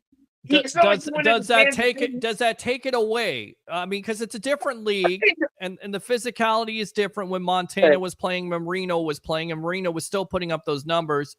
But does it lessen it? You know, some people would say Drew Brees with the records he has. We forgot about Drew Brees. Yeah. But answer this question for me. Andy Reid. Yes, he won all his Super Bowls in Kansas City. But we will never forget Andy Reid as a Philadelphia Eagles head coach. With Donovan McNabb, yes. Listen, McNabb was feared when that guy played. Correct. And he could run, he could throw. He was Patrick Mahomes before Patrick Mahomes. The only difference was they put it all together to win Super Bowl. That's really the only difference. Well, and he also had a defense, and he also had more weapons than Philadelphia had back then. I mean, besides T.O., the 1 year. Philly had a mean defense. Well, they had a mean defense, but their offense wasn't that good. Wide receivers were men on milk. Yeah. You know, listen, the only thing I can remember about Philly was Todd Pinkston? He used to call him Todd Stinkston, and he had Freddie Mitchell. Yeah. But you had Brian Westbrook. True. Who I was terrified of that guy. God, I used to hate that guy. Yep. Him and Deuce Staley and McNabb, like those guys were terrifying together. They were buck killers to a certain degree, were they not? I don't take anything from Patrick Mahomes, but I can't put him as the greatest of all time. I mean, that's no disrespect, and I hate to change the sports. But that'd be like you saying Steph Curry was the greatest of all time. Well, there's some people out there that would say that. They would say that he's better than Larry Bird. And look at the shooting numbers and everything like that. It's a different era. You know, it's fun to do this on sports talk shows. It's always fun. It's always fun to compare. I'll give you another example. Right. Did you see the Shannon Sharp interview with Ocho where they were talking about Randy Moss thought he was better? He said he's better than Jerry Rice. I've seen that. Yes. Don't get me wrong. We love Randy Moss. Yes. Randy Moss was probably one of the greatest receivers I've ever seen with my own eyes. The physical specimen. But what do we remember about Randy Moss? He played when he wanted to play. His own words, right? Listen, when he went to Oakland, we didn't even know who he was. You didn't know who he was. I think we didn't even know who he was. John Gruden was there, and the first was it the first time or second time? There, it wasn't John Gruden. I don't think he was. No, it was Bill. It was Bill Callahan. Bill Callahan didn't know what to do with them. And then he goes to the Patriots and Tom Brady, and he has a new life there. And he looks like Randy Moss again. Right. I mean, listen, I don't take anything from Patrick Mahomes. I'm a football fan first. I'll take my hat off to the man. But greatest of all time, I personally could not give that to him. I still think he has a lot. I still think he has a lot to prove because, okay, here's the thing. How many years has he been in the league? Well, listen, here's the equivalent. This is the equivalent of this generation saying that LeBron James is the greatest player of all time and forgetting about Michael Jordan and forgetting not only forgetting about Jordan, but forgetting about the players that played in yesteryear. And they would sit here and say that this league is more dynamic, more athletic, and it's a different league. It's a shooter's league now. You have a stretch four. You don't have the physicality anymore. You don't have the defense anymore. So it's a different league. It's the same thing with the National Football League. It's a passing league with guys putting up numbers. Why? Because the physicality, they're taking the physicality out of the game. The rules, more than anything else, favor the offenses. That's not to say, Brady didn't do great things. Mahomes hasn't done great things. Peyton Manning, Drew Brees haven't done great things. It's just a different league, and it is somewhat subjective. But I will say on the show, Michael Jordan is the greatest basketball player of all time, period, and bar none. That's it. Yes. And then, the other thing I wanted to say about the whole Jerry Rice thing, Jerry Rice did that in 14 games. They were only playing 14 games back then. Yes. Yeah. Are you serious? Yeah. So I know, man. I know. We seem like the old guys saying get off our grass, but we're just trying to educate you about, the history of the league. Jerry Rice wasn't the most athletically gifted, but I'm going to tell you right now, when he was in that freaking West Coast offense on that slant, good morning, good afternoon, and good night, because you couldn't defend him. That's like the argument at night. The argument at work tonight was Dion versus Reeves versus Sherman. Mm-hmm. And I'm like, listen, they all are great corners, and they all in their own, whatever. But you were terrified of Dion. Well, you were terrified of Dion because he could cover you, but you weren't terrified of him tackling you because he was soft as Charmin. You were terrified of? Rod Woodson, because that guy could tackle. That guy was athletically gifted. He could cover you. I mean, he would be all over you. And the physicality that he had back then and the league was different because you could put your hands all over the wide receiver, and they restricted that. The Patriots come to mind there after that Patriots Super Bowl with the Rams where Ty Law was just absolutely abusing those wide receivers because they were finesse and they were a finesse offense. That's why you came through with the rules in the first place. That's why. What was his name? Jesus. Yeah. It was something. Ed Reed could have played in any time. Sure. Ed Reed could have played at any time. Yes. Like this guy, to me, and people, I get arguments all the time. To me, Ed Reed is probably one of the best DBs ever. Sure. Because this guy could cover anybody. You don't want him to get his hands on the ball. Right. He's going the other way. Yeah. So. All right, Curtis, I'm going to wrap it up here, man. I know you got your second call for Turnbuckle Talk. I got one more comment I want to say to all my boat fans out there. One more thing, my friend. Thank God we cut Randy Gregory. Well, there you go. Thank God they cut Randy Gregory. He is done. He's not Randy Moss. He didn't play when he wanted to play. In fact, he didn't play at all. Randy Gregory, goodbye, good night, and see you later. Shut up! All right, man. Thanks a lot for the call. We'll see you on Turnbuckle Talk, all right? God, I'm just killing everybody tonight. All right, let's go out to these comments. And then actually, you know what? We'll save for the comments here, but I want to read this one because this one just came in. LFG, go Bucs! Love that. Thank you very much, Tammy, for responding. Ben, love all these BS receipts. Absolutely. Who came up with this list? Says Broadway. Have no idea. David, I look at Josh Allen like I look at Warren Moon. It sucks he has to play at the same time as Kelly and the Bills, like Allen has to play with Mahomes and the Chiefs. Very good comment, David, bringing it tonight. I like that. Yeah. I don't think you necessarily appreciate Warren Moon, but, you know, the numbers that he put up in the National Football League are amazing, and people won't even talk about the CFL numbers that are there. I mean, he was tremendous and talented, but you're exactly right. There were other quarterbacks at that point, Kelly and Marino, that overshadowed him. You're exactly right. Let's go out to David again. I agree, because in the 80s and 90s, you didn't want your quarterback stepping back in the pocket that many times because he could get his head taken off, unlike today where you can't even touch him. You can't touch him. You can't ask him where the next picnic is. You can't ask him for anything. If you breathe on the guy, if you touch the guy high, a penalty. If you touch the guy low, a penalty. I don't know what you do. I guess you don't touch a quarterback. That's why they put up so many great numbers. Let's not forget Michael Jordan had a slight influence on the refs. Okay, Mike. Randy Gregory is basically Michael Beasley 2.0. Well, that was good. Yeah. All right, let's go out to Jason Light. Let me give my lungs and my throat here and my voice a little break. We'll hear what Jason Light had to say here on the evolution of Sports Talk Television. Enjoy. When you were making the decisions to get down to the 53 roster, what were some of the hardest cuts that you, or hardest position groups that you had to, kind of settle through and get through? Well, these decisions are made throughout camp. I think Todd and I pretty much were on the same page at one point. Then it wasn't, we didn't make them at the final moment, So, but we had some depth at receiver. We had some depth at outside linebacker. We ended up keeping 6. You have to take a look at what you think you can get back on the practice squad and all those types of things. So. I think those were some of the tough ones. They're all tough. Releasing players. But, this weekend's never, now it's the week, but it's typically never an easy time for any of us. But we got through it, and now we move forward. We put a practice squad together here. As soon as I'm done here, that'll be a fluid process. But, then here we go, ready to play the first week. What was it about Cam Johnson that really stood out and helped him make this roster as an undrafted free agent?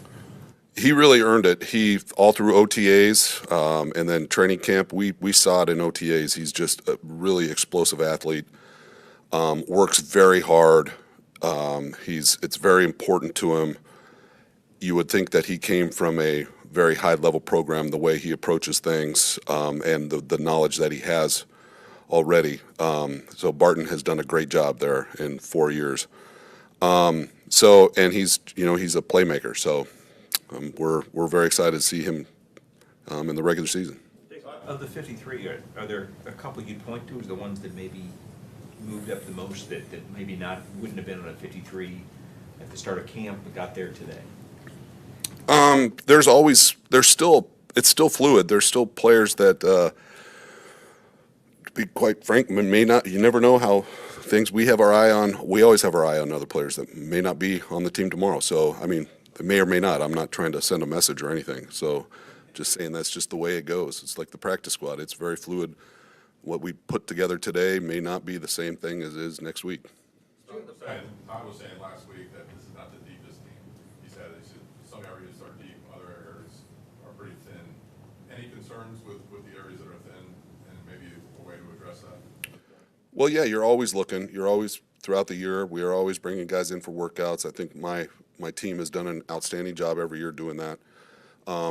You could be coming off back-to-back Super Bowls and you're going to think you're thin in some areas. So, Todd's been a part of some very deep teams. So, to say that this isn't the deepest team doesn't necessarily mean that we think we're weak in areas. It's just maybe not as deep as it was in 2020 when we won the Super Bowl. How do you think your two new starters up front offensively, Jason, will energize this ground game? So far, they've done a great job, both of them. So Graham has really answered the bell. Ben has been fit right in.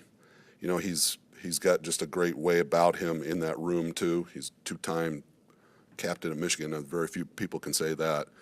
So, but his ability though too, he's been a real pleasant surprise for us. What can you say about the running back room? It's a fairly young group, but their development heading into the regular season. Yeah, that's a great room. A lot of energy, like you said, especially with young guys like Buck and Sean that have really shown vast improvement in just all through camp. It's a dynamic room. Everybody brings a little something different to the table, but they're all very explosive players in their own regard. Jason, we all know, the draft is very, very hard. And all of your draft picks made the team. It's been like this the last couple of years. You're probably at the top when it comes to that. What do you think is the reason why you guys have been successful the last couple of years with draft picks? Well, it starts with my staff, and I'll always say that. They do a phenomenal job. We've been together a long time. And John and Mike, Beal, and Rob McCartney, and then my scouts, I could sit here all day. I would name every single one of them, so I don't want to leave one of them out. They do a phenomenal job. They know what I'm looking for when they present it to me, and they whittle it down, and I look at the players and make the final decision along with Todd, but make the final decision. Then I'm not having to swim through a lot of things that, no, this isn't what I want.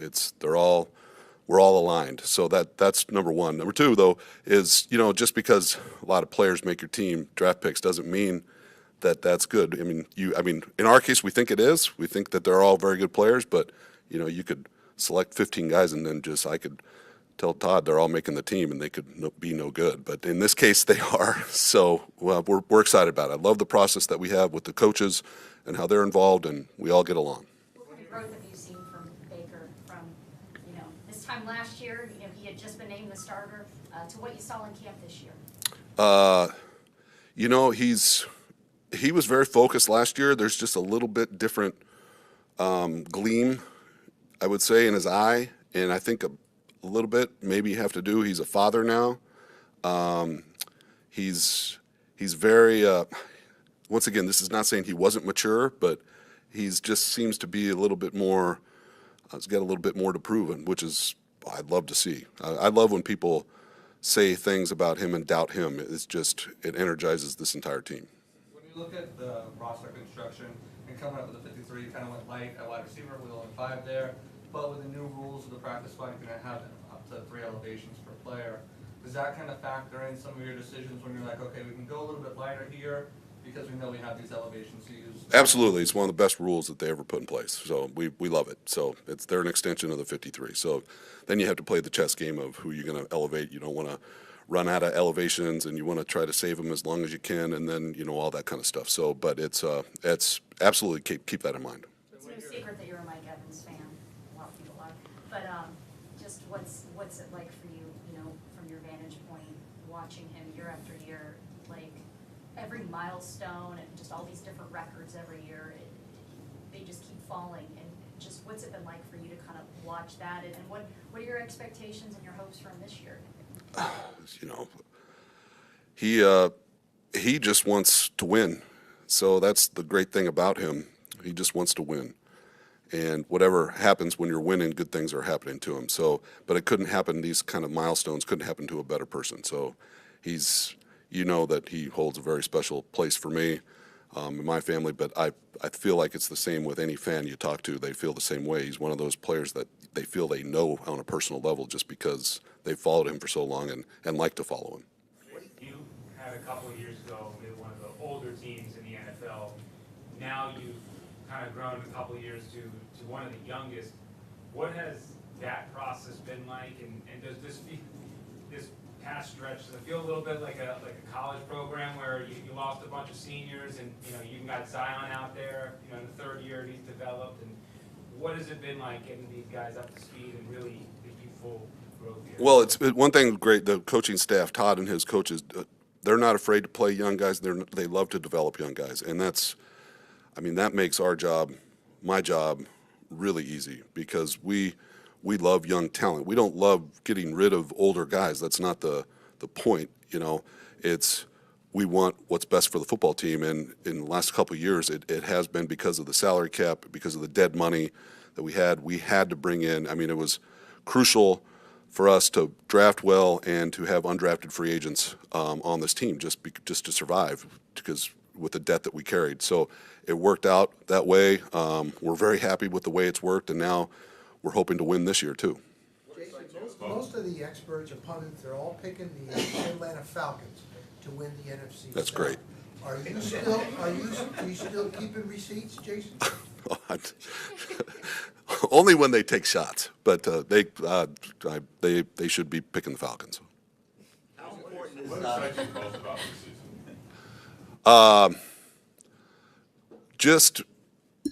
season? The second year with Baker at the helm, at the position at quarterback, the growth of our offensive line, what we've done with the run game so far in preseason. Hopefully that transfers over to the regular season, but everybody's very excited on that side of the ball for what we are capable of with the run game, which is going to help the entire team. It'll help ball control, it'll help the defense, it'll help the passing game, everything. So those are some of the things I'm excited to see hopefully continue. Jason, you had a guy like Tyreek Funderburg to make the team. All right, let's come back here. Great stuff by Jason Light. As always, I want to get out to Christopher Cole here. The best front office in the National Football League. Oh, yeah! Completely agree with that. And you look at it again, he's not just talking about himself, but his scouts and the people that he puts around him. And again, I subscribe to the theory, and I've interviewed this coach a couple of times now here on the Sports Web. You can look back at it. And that would be Mr. Tony Dungy. And he said, I'm only as good as the people that I surround myself with. And of course, Jason Light definitely has a great collection of people surrounding him at One Buck Place. Let me go out to this guy here getting ready for Turnbuckle Talk, the bodyguard of the Berg, Mr. Ralph Williams. Welcome to the evolution of Sports Talk Television. How are you doing tonight, my friend? Good, Peter. How are you? I have a special announcement. Okay, what's the announcement? The announcement is I will be back on the radio with Sports Corner starting October 4th, Saturday, 2 to 3 p.m. on AM 1250 and 92.5 FM. And it's talk radio, and I will be on there in Pittsburgh. Great stuff there locally in Pittsburgh. So congratulations on that. Thank you. Yes, absolutely. Somebody is contacting me right now. My name is pronounced Lisi, by the way. Sorry, I forgot to tell you. So, Lisi, thank you for tuning in to the evolution of Sports Talk Television. I got your name right. Sometimes I mess up names. Don't mind me. I'm just an idiot because it's been a long day that started out about 8:30 this morning on the JP Peterson show. Okay, so with that, Lisi, thank you very much for tuning in. All right. I know you don't want to talk about Jason Light, but congratulations. That itch of being in radio, you got to scratch it. And you got to scratch it over and over again. And hopefully, I don't get too descriptive here, but it doesn't become a scab. And I know, listen, we talked off here, okay? And I want to tell you something. I know how down you were because I've been there in the business. And, you're not a guy that's in the business unless you get fired. And I've gotten let go from radio, let go from TV, and I felt bad. But what did I tell you off air? You keep on doing your thing, Ralph Williams, and you can make it happen. So once again, man, congratulations. Thank you. It. You work your ass off. I appreciate your contributions here on Turnbuckle Talk. With all that being said, all that sensitive nonsense out of the way, let's talk about what has happened here and what's going to change for Raw beginning September 2nd. Joe Testator and Wade Barrett are going to be new announcers. And Joe does a great job there on ESPN with college football. Will be your new announcers of Raw. Of course, they're going to take over for Michael Cole and Corey Graves, who are going to SmackDown starting on September 13th on the USA Network. So, my friend, what do you think about these turn of events with broadcasting changes happening right before our eyes? And most likely those men were going to be on Netflix. Of course, Pat McAfee is leaving until January when they go on Netflix because he's doing College Game Day. So your thoughts? Yeah, I hope this team works out. They've been switching things around for a while, but the problem I have with this is they waited until like sort of the last minute to tell everybody. They should have gave us at least a month's notice and said, "Hey, look, we got this going on." All of a sudden now we got Wade Barrett with this other guy from ESPN, and so we'll see where it goes. Joey Styles got kind of stuck in the butt, and so did a few other people back in the day. And I hope it doesn't happen here. Pat McAfee needs to make up his mind if he wants to. I like Pat. I mean, he's from Pittsburgh here, went to Plum High School. And so, I like Pat McAfee. I like what he does contributing to Raw. But what I don't like about Pat is he stitching WWE again for this college football gig. He needs to make up his mind as to what he wants to do with himself. Well, listen, I have this to say. If you got those opportunities, my friend, if ESPN is giving you those opportunities and you're not going to turn it down. And neither should. So congratulations to Pat for doing what he wants to do. And thank you for your kind words. I really appreciate it. It makes me feel good, and I appreciate that. Also, I love being on this program, and I'm glad you're having me here every week. Absolutely. And we'll get Mark Mancini back. He's busy, I guess, covering the Dodgers at this point. So good for him. I heard he was working at a grocery store. That's what I heard. You shut up and be quiet. This guy sucks. All right. Very funny. So announcing. Peter, you make some very good points. Yeah. Well, he does make some very good points. We all make some very good points when Mark Mancini, former XPW. I had to do that. And I know you did. McAfee. So you like the changes here with the announce crew? I know that the last 6 months they've had all these changes, and now it seems like it's starting to settle down. And of course, having SmackDown, Michael Cole and Corey Graves. Do you think that Michael Cole and Corey Graves should be on Raw and those other guys should be on SmackDown, or do you think they got this right? Well, I think they kind of got it right because you got two great guys in Corey Graves. His real name's James Polinsky, by the way. He is teaming up with Michael Cole, who's a legend. And, if I had an opportunity to team up with Michael Cole, I would do it in a minute. And I think Michael Cole is trying to cut his schedule back, and they keep on giving him more and more work. They took him away.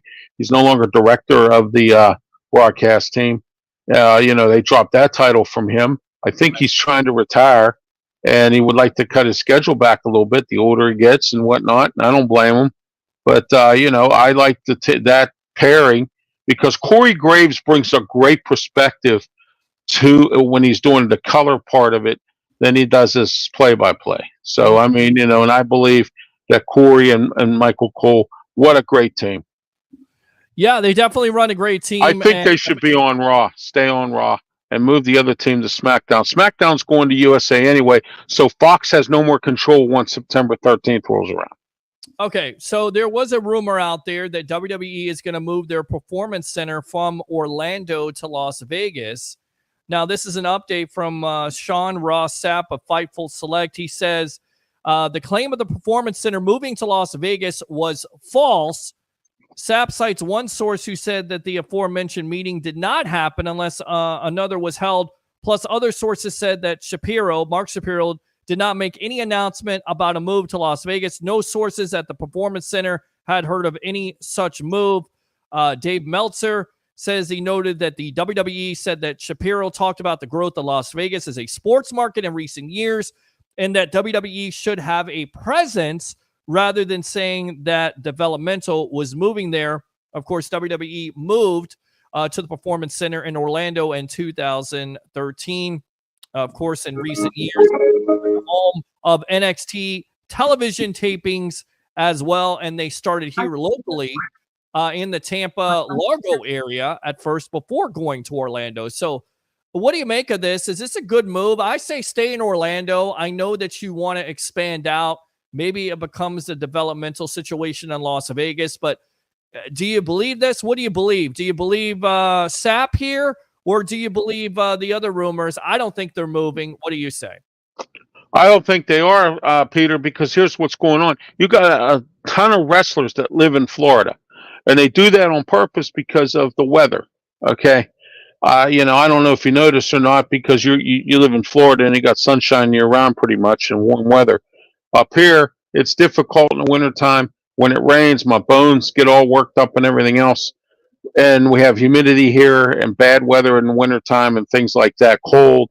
They don't want that kind of stuff for their body in order for them to perform. So leaving it in Florida would be your best thing, because all your wrestlers are there. Now they got to travel or move to Vegas. And that's a lot of work. You don't want to be doing that. Yeah, you don't want to do that. And it's easy to travel with those places. It's not so easy to travel from Connecticut to Las Vegas. It's easier to travel on the East Coast instead of the West Coast. A guy that may be coming back to the WWE is Jesse the Body Ventura. Of course, the former governor of Minnesota returned to WWE for the July 29th episode of Raw, which was from St. Paul. He is noted and said this to Chris Van Vliet: "My relationship with them now has much improved.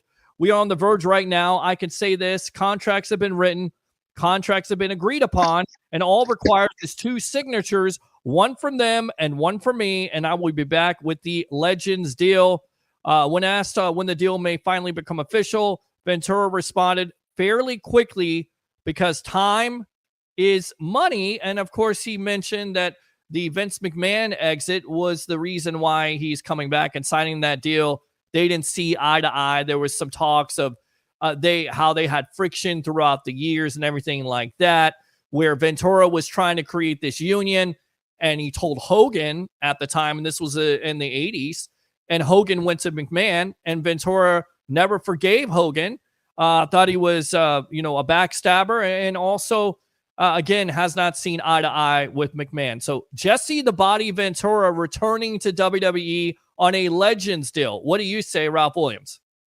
Oh, I like the idea of Jesse the Body coming back. I liked him when he was governor of Minnesota, and I wish he'd run for president. I would vote for him. But I do like Jesse Ventura. It's really sad that sometimes you get into these things like his feud with Hulk Hogan, because Hulk Hogan snitched and went and told Vince McMahon that Jesse the Body was getting ready to start a union up, which of course should happen. The player, the sports, look at all the sports teams that have, or sports organizations that have unions. Okay. Why can't wrestling have a union? I don't get that, but that's another story for another day. But what I'm saying is it's great to see Jesse come back. Bygones be bygones. I always say, and it's good to see him back, and it's great. Look, they gave Hulk Hogan another opportunity after that porn film or whatever he did circulated all over the place a few years back. Yeah. I don't know how much they're going to give him an opportunity, because he's in some hot water with some controversial remarks, and we won't go through it. And I heard that. I saw that. That's ridiculous. We're not gonna touch upon that, but we are gonna go out to Curtis. I do want to finish what Ventura said about McMahon. He says this in so many words. Yeah, very much so. Vince not being in the company was a main factor for the return. Since WWE merged with the Ultimate Fighting Championship and they're under that one roof now, they're very much more mainstream corporate. You can deal with better because they're more open. It isn't having to tie into the old days of wrestling, for a lack of better term, slavery, because in the old days of wrestling, you truly were slaves. He said, I got a great compliment. I heard the other day, Barry Bloom, my former agent, the one I introduced to Vince. I was the first wrestler that made Vince deal with an agent. And I heard Barry was on a podcast and said that all these contracts these guys are getting today, they owe Jesse Ventura a thank you, because if it weren't for him, they wouldn't be getting them. Strong comments by the Body himself. And of course, who could forget Jesse the Body Ventura with Gorilla Monsoon? It's over, McMahon. Let's go out to Curtis. Curtis, what do you have to say? First of all, I love Jesse Bonaventure.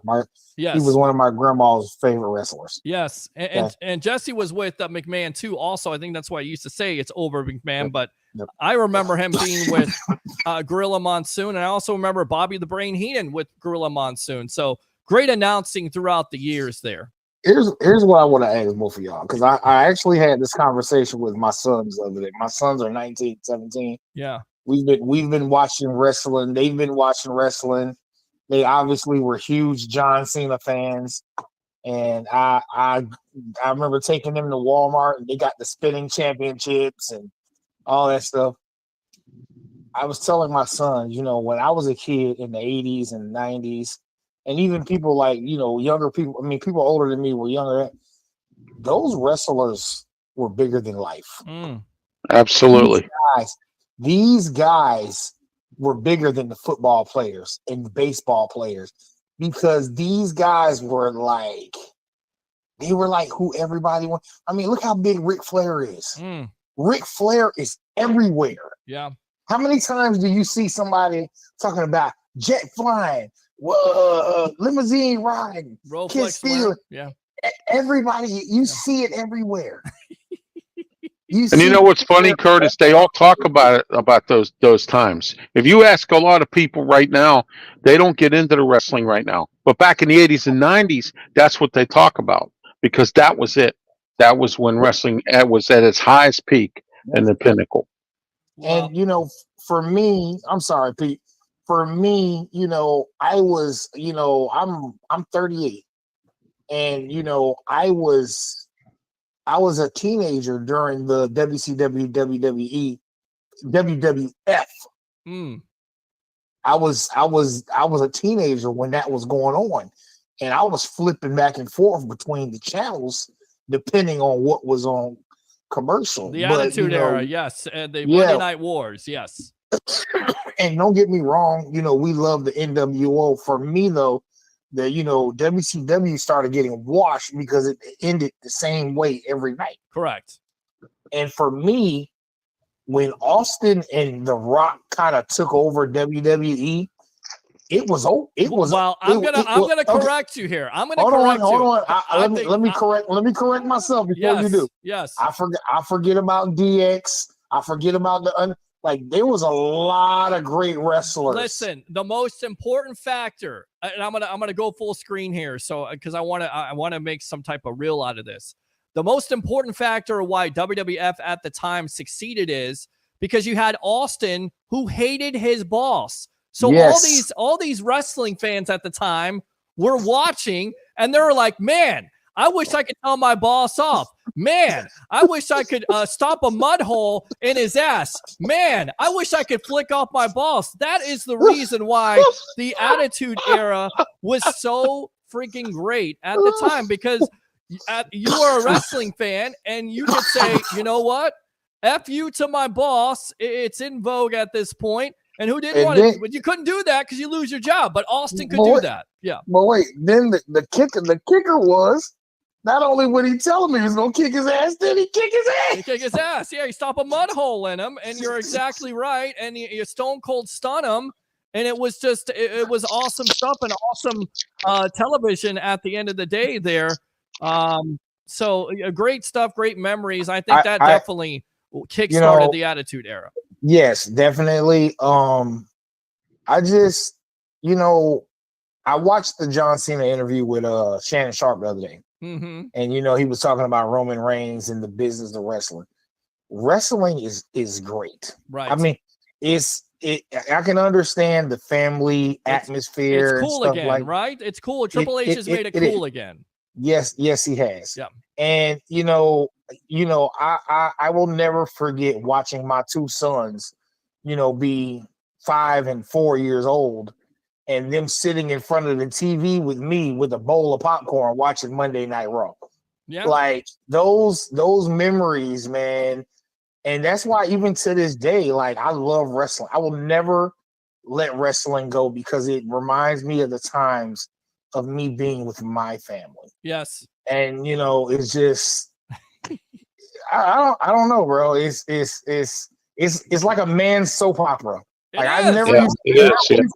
I never used to understand why my mom watched soap operas.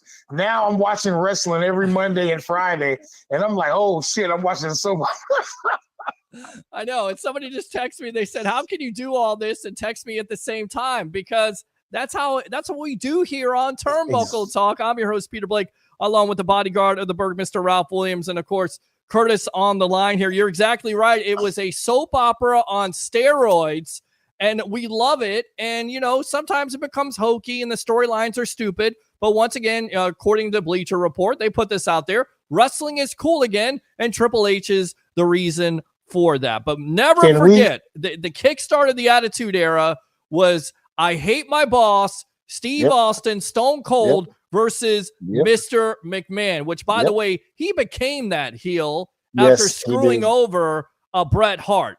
Brett screwed Bret. Yes. Can we get a minute to talk about Sid Vicious? Can we? Yes, absolutely, because he passed away 3 years old. And let me talk about him. Sid Erdy, a 6-time wrestling champion, of course, World Wrestling Entertainment icon, passed away Monday, age 63, following a lengthy battle with cancer. I hate cancer. Of course, Sid won the WWF Championship for the first time at 96 Survivor Series pay-per-view, defeating Shawn Michaels. He dropped the title a few months later in a match against Michaels at the 97 Royal Rumble, but he regained it when he defeated Bret Hart on a February 97 episode of Monday Night Raw. He also joined WCW for the third time in his career in 1999, won a World Heavyweight Championship after defeating Kevin Nash on an episode of Monday Night Raw, then was stripped of the title. He defeated Nash once again and also suffered a career-threatening leg injury, which you go back, kids, on YouTube. That is a horrific injury. Still came back, was still able to wrestle on the independent circuit, and actually was on the 1,000th episode of Monday Night Raw in 2017. What I don't understand here, and you guys have to explain this to me like I'm an 8-year-old, why is Sid Erdy, Sid Vicious, the ruler of the world, why is he not in the Hall of Fame? Curtis first, and Ralph, you go. I'm going to let Ralph go because I have no answer. Ralph, why is he in the Hall of Fame at this point? The only thing I could think of is he might have gone on somebody's bad side of WWE. That's the only thing I can think of. And you know what's interesting? He was mostly WCW to begin with, and that's probably another problem. So I mean, he was the kind of guy who was a big man. He he won some championships, which was great. He should be in the Hall of Fame, and as of right now, he's not, and that's just sad. That really is. So opposing big man. The gimmick worked. What you hear off the ring, great family man, left 2 kids there. His son announced it. Married to his wife for so many years, but he was he really was just a character. And well, we can pretty much guarantee he's probably going to go in next year. Yeah, and I don't know why it takes somebody passing away. And I get it. There's so many deserving wrestlers, but at the end of how do you? And you're exactly right, Ralph. He probably did get on. He might have pissed somebody off, or he might have gone on somebody's nerves, or maybe he was not good in the locker room, and WWE didn't like it. Well, you know who you pissed off? Vince McMahon. That's who you pissed off. Yep. Vince McMahon. I mean, Vince. Listen, I've watched the Legends thing on A&E. Yep. And I've heard people say things about Vince, and you're like, yeah, Vince is an asshole. Oh yeah, absolutely. God, yeah. This guy's a real asshole. I mean, think about it for a minute, guys. As much as this is a soap opera on steroids, think about the Kiss My Ass Vince Club, how weird that was now. Think about putting his daughter in this situation, some of the rumors you hear. I mean, I get it. It's salacious and you don't know, but you don't feel like it's out of the realm of possibility because Vince would do whatever it takes for the business. I get it. He was the creator of this and the entrepreneur and made all kinds of money. But off the mat, the guy was pretty sick and twisted. And you look at some of the storylines, far-fetched. Hey, Ralph, you know what people don't think about when it comes to Vince? What's that? When WCW shut down. Right. A lot of most of their big names came to the WWE. Mm-hmm. Yeah, and some of the I guess you can call them ham and eggers, or some of the lower bracket wrestlers had to work their way there, but the Hulk Hogan's of the world, and the Kevin Nashes came back. They were NWO when they came back, and it didn't work. Kevin Nash will even tell you it didn't work when they came back to the WWE. Same gimmick. Well, it didn't work at the time because, listen, they did the Invasion guys, but they didn't have the big boys. They didn't have Kevin Nash, Hulk Hogan, and Scott Hall, and Goldberg, and Sting. They didn't have those. So the Invasion will never work. And I know they were trying to do ECW, WC. It was watered down, and it just didn't work. And then at the end of the day, you all knew that Vince and WWE were going to get over, and that's the reason why a lot of the WCW wrestlers never joined, because it's like, hold on, it's like Sting said when he didn't join WWE, he saw a promo one night of The Rock and Chris Jericho, and he saw how The Rock disrespected Jericho. And he said, you know what? That's a foreshadowing where things to come. Now, to his, to the point, Jericho got over in WWE, but Sting's point was, you never knew if he was going to that organization, if he was going to get over, or you're going to put Triple H over. I don't know why Triple H beat him at WrestleMania. It should have been Sting that went over. That whole storyline didn't make sense in the first place. Peter, you just said everything that I was just about to say. Yeah. Sting should have been in the WWE a long time ago. When Sting didn't come, it told me everything that I needed to know. Because if you go, listen, I was a Sting fan, but there was things about Sting I didn't know.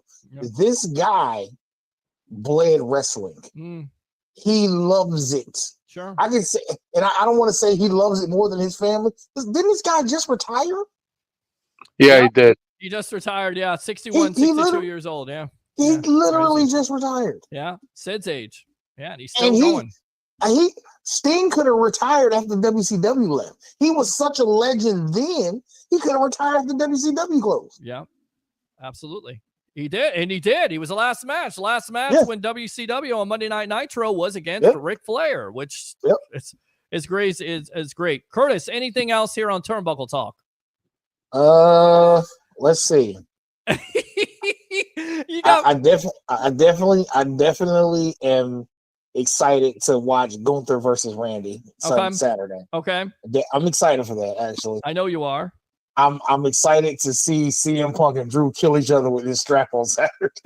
All right, my friend. Appreciate the call. That's going to be an interesting match. Thanks a lot for calling Turnbuckle Talk, my friend. All right. Yep. All right, good stuff there. I want to get out to Randy Orton, and this is from MGK. MGK, Machine Gun Kelly. Have you heard this? Did you see this? No, I haven't. No. He was on the Impulsive podcast with Logan Paul, and he says after Orton talks stuff about him because they have some type of situation.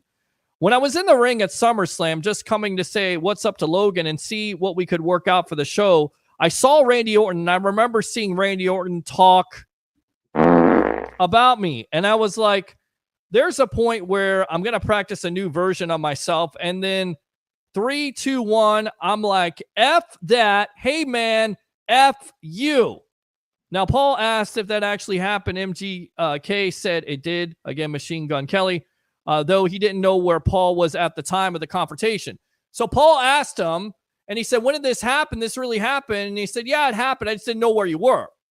Well, it probably didn't happen. I don't think that MGK, Machine Gun Kelly, is going to say F you to Randy Orton and Randy Orton not, punch him in the face or give him an arcade. Right. Because if somebody said that to me, and if I wasn't handicapped here, if someone said that to me, I'd punch him in the head. I mean, you don't do stuff like that, Now, especially to a guy like Randy Orton. You're exactly right about that. And it gets even better than this. I remember all the boys were sitting there like, is this real? Is this a part of a script? I don't know what's happening. And the amount of people that pin me as the aggressor in every situation that I'm in are so wrong. Now, Orton responded to this with a lying emoji. And then MGK writes back on the tweet, you have my number. You know why you have it, by the way, but I won't even put you on blast for that. Check your texts. Of course, Paul lost the WWE United States title to LA Knight at SummerSlam. MGK played a part in the match by handing Paul brass knuckles, but the plot failed. Is this a storyline or is this for real? And do you believe anything that comes out of the mouth of MGK? No, I don't. I don't at all. I don't think he knows what's going on. I don't believe nothing he has to say. That kind of thing. He hasn't been around for a little while. He just all of a sudden started coming back. I know some of his songs. I have a few of his songs I play when I DJ, but other than that, I don't. He's really, to me, not relevant to make a comment like that. I don't think. Well, yeah, Eminem killed his career, and his career has not been the same since. And that's what happens when you go against the greatest rapper of all time in Eminem. But now you could be going against one of the greatest wrestlers of our time in Randy Orton, and he won't end your career. He'll probably embarrass you. Yeah. I mean, he'll totally embarrass yourself. And then, why would you go and make an idiot of yourself? I mean, that makes, that ruins your reputation all across the board. We know that. We've seen stars wrestle and then, terrible, Yeah. All right. Let's go out to Matt Riddle, of course, former WWE superstar here. He was talking to the New York Post. He says, while I think WWE was doing the best they could or thought they were doing the best they could, at the same time, WWE protects themselves as they should. But at the same time, we're all human. We're all people. And sometimes I think that gets lost in the translation in a publicity traded company. On his personal struggles, he says, even though I was making great money, my family life deteriorated. I got divorced, other things. Then on top of that, just being able to see the kids and just taking care of responsibilities when I'm flying to a different city or driving to a different city every day, wrestling and memorizing promos and all these things. A lot of other things fell to the side. He said, I was also in a different, I'm in a way different place. I feel way better. It's hard to explain because most people think, oh, you're there. It must be great. Professionally, my life was awesome. Personally, my life was in shambles. You lose your family, you lose this and that. You're trying to rebuild anything. You don't have time. Of course, now Matt Riddle has landed an MLW and recently won the Battle Riot to earn the world title shot. Most likely, they will put the title on them as they should because he is a name. People care about him. Do you think with these comments and time that eventually he'll end back up with WWE, or do you think he's always going to be an independent guy? Because I don't think you ever say never say never. It always goes back to what Triple H says, what's best for business. And if Matt Riddle is best for business, does he end back up with them? Well, Peter, a lot of these guys now that leave WWE or were fired or let go or whatever, had issues, they end up in the independents and they end up doing MLWs and TNAs and ROH and all that other stuff. Reason being is the freedom. They can go to an independent wrestling match, which Matt Riddle does. Matt Cardona does it. Okay, there's a lot of wrestlers that go. Henry Godwin was just at an event of a friend of mine of a wrestling company that I sponsor with Sports Corner. So this past Saturday. So what I'm saying is a lot of those stars, they come to these events and it makes the event, it draws and things like that. I think Matt Riddle should stay where he is because I think like Matt Cardona, a lot of those wrestlers and EC3, they love to travel around with belts and just enjoy themselves and have that kind of freedom. WWE, you don't have that kind of freedom. Even the janitor can't even work a second job. Wow, even the janitor can't work a second job. You're exactly right because of social media and everything like that. They're very strict. But I think the Vince McMahon era has passed. So some of the stuff they're definitely a little bit lenient, if you will, when it comes to social media and everything like that. Talking about AEW, what did you think of that pay-per-view this Sunday? I thought it was great. Of course, ending up with Bryan Danielson, Daniel Bryan in WWE with the title there. The right thing to do, and I know Pig, I'm trying to think of what his name is, Pig Dog Video. What were your thoughts on the AEW taking the strap off of Swerve so quick? Do you think he deserved a longer title reign? Yes, I don't understand it because you're trying to build this young man up. He's a young wrestler. He could be the face of your company. He was the face of your company when MJF was injured and out. Right. And then all of a sudden, and this is the main problem, and I get it, it's a great story with Danielson, but you're trying to build him up.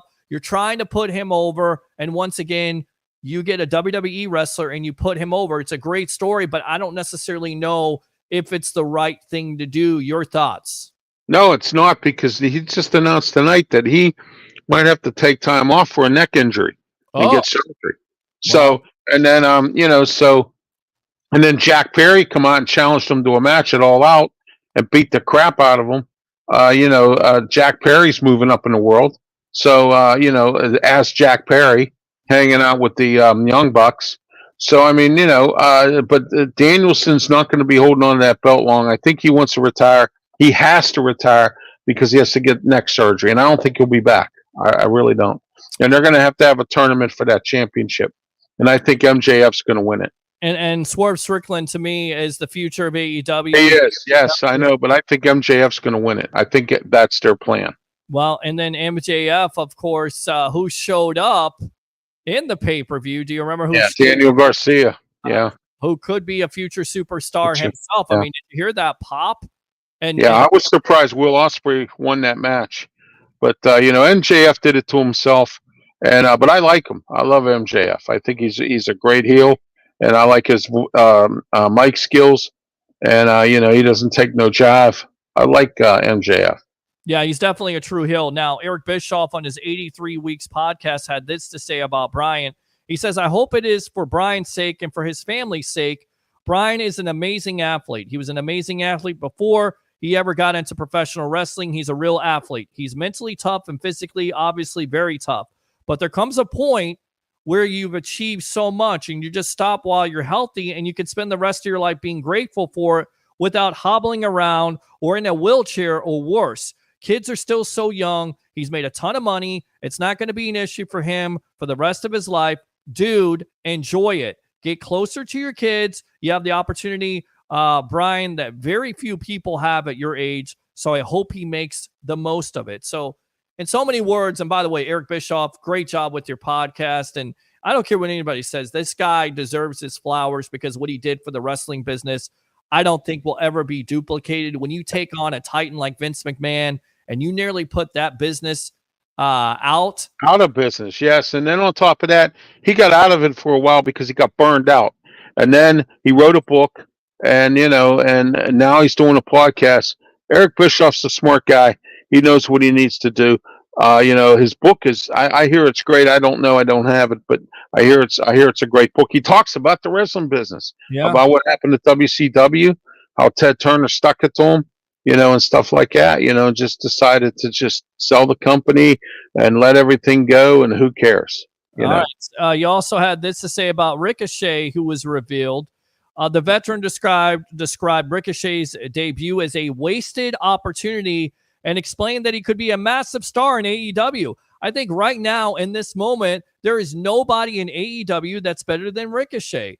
Some that are as good, or maybe he's as good as some, but I can't think of one person who is better. When asked how he would have booked Ricochet's debut, Bischoff claimed he had made a bigger deal out of it and wished that the star actually got, he said that the star got lost in the All-In shuffle. Despite this, he pointed out that the match was fun, but AEW could have done more for a former WWE star who was ready to go. He also pointed out that it wasn't a secret that Ricochet was AEW bound and that promotion should have taken advantage of the audience in attendance and at home's emotional high. Everybody's in a certain kind of emotional peak. Why not make the most of it as opposed to putting him in a good match?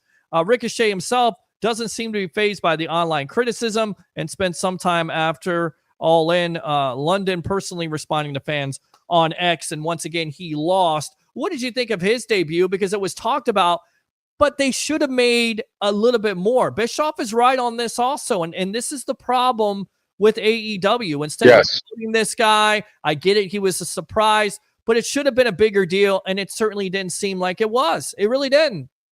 Oh, no. No. It was not a big deal, and you're right. It should have been. I feel bad for Ricochet because he wasn't really booked that well in the WWE. He had opportunities, but he won. I didn't know this, but Tony Schiavone said he won 20 championships in his time, but mostly in Europe and with different other wrestling companies. And then he won the Intercontinental title, I believe, or the U.S. title here with the WWE. Yeah. I think AEW is a perfect place for him. But as usual, they need to make sure they book them properly and not, and play around with them and turn them into a ham and egger and all that other stuff. All right, let me go out to Star Shear here on Instagram Live. Hello to you. Thanks a lot for tuning into the evolution of Sports Talk Television. He also talks about MJF. He says, I wouldn't say he's like a superstar right now. What is he, 12, 14? He's in his 20s. Think about how good he is at such a young age with such limited experience. He's been in AEW for 5 years. There's not a lot of house shows on the schedule. There's not a lot of reps on his schedule. He was injured for quite a while. He's back overcoming that injury. Good to be 28 years old. That helps. But still, my point is that this guy, he's a savant as a heel. I don't know if he'll be any good as a babyface, but as a heel, he's like a friggin' savant. Bischoff also called MJF a classic heel in the modern era and thought he did an outstanding job as the American champion leading up to All In. He continued by complimenting Friedman's ring gear at Wembley, but did criticize Ospreay for the Assassin's Creed sponsored entrance as he thought it was illogical for him to represent Japan and his hometown of London, England. What is that about? What are you doing? How do you not take advantage? You're in your hometown and you're doing an Assassin's Creed. I mean, what's that all? You have to explain that to me, Ralph. Well, if you're in your hometown, you got to take advantage of it. That's your hometown fans, at least supposedly. But take advantage of what's going on. Look at Will Ospreay. I never thought to the day he'd ever beat MJF, and he did. Daniel Garcia got involved, which everyone knew he was coming back. And, I hope that they, as I said about Ricochet, and I hope they, with some of these wrestlers coming from the WWE, that they book them properly. I really do, because look at the Hardys. Now the Hardys, I hear, are coming back to the WWE. Their TNA contract runs out, I think, in October or November. They're coming back to the WWE to finish their careers there. Yeah. But again, they were not booked properly there when they came back that time at WrestleMania. So I don't know what they can do with the Hardys. But WWE and AEW got to start booking people the right way. They got a lot of guys that have a lot of talent, and you don't see them on TV. No, you don't. But it's a good. And I'm tired of all the talking. I'm tired of the same old matches on Raw and things like that. And I'm glad Monday Night Football's coming up because I have something to switch to.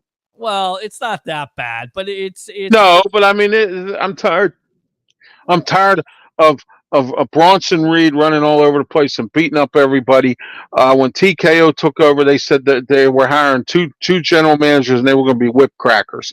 I don't see neither Pierce nor Nick Aldis cracking any kind of whip. They let the bloodline do whatever they want, and nobody cares, and they don't, It's always the opposite, my friend. You know this. Yeah. Oh, I know. It's always a lie. Yes. You know what I mean? It's always a lie. I want to go on to Mike, what he said. He said it's like Justin Bieber saying about GK calling out Randy Orton. It's like Justin Bieber calling him out.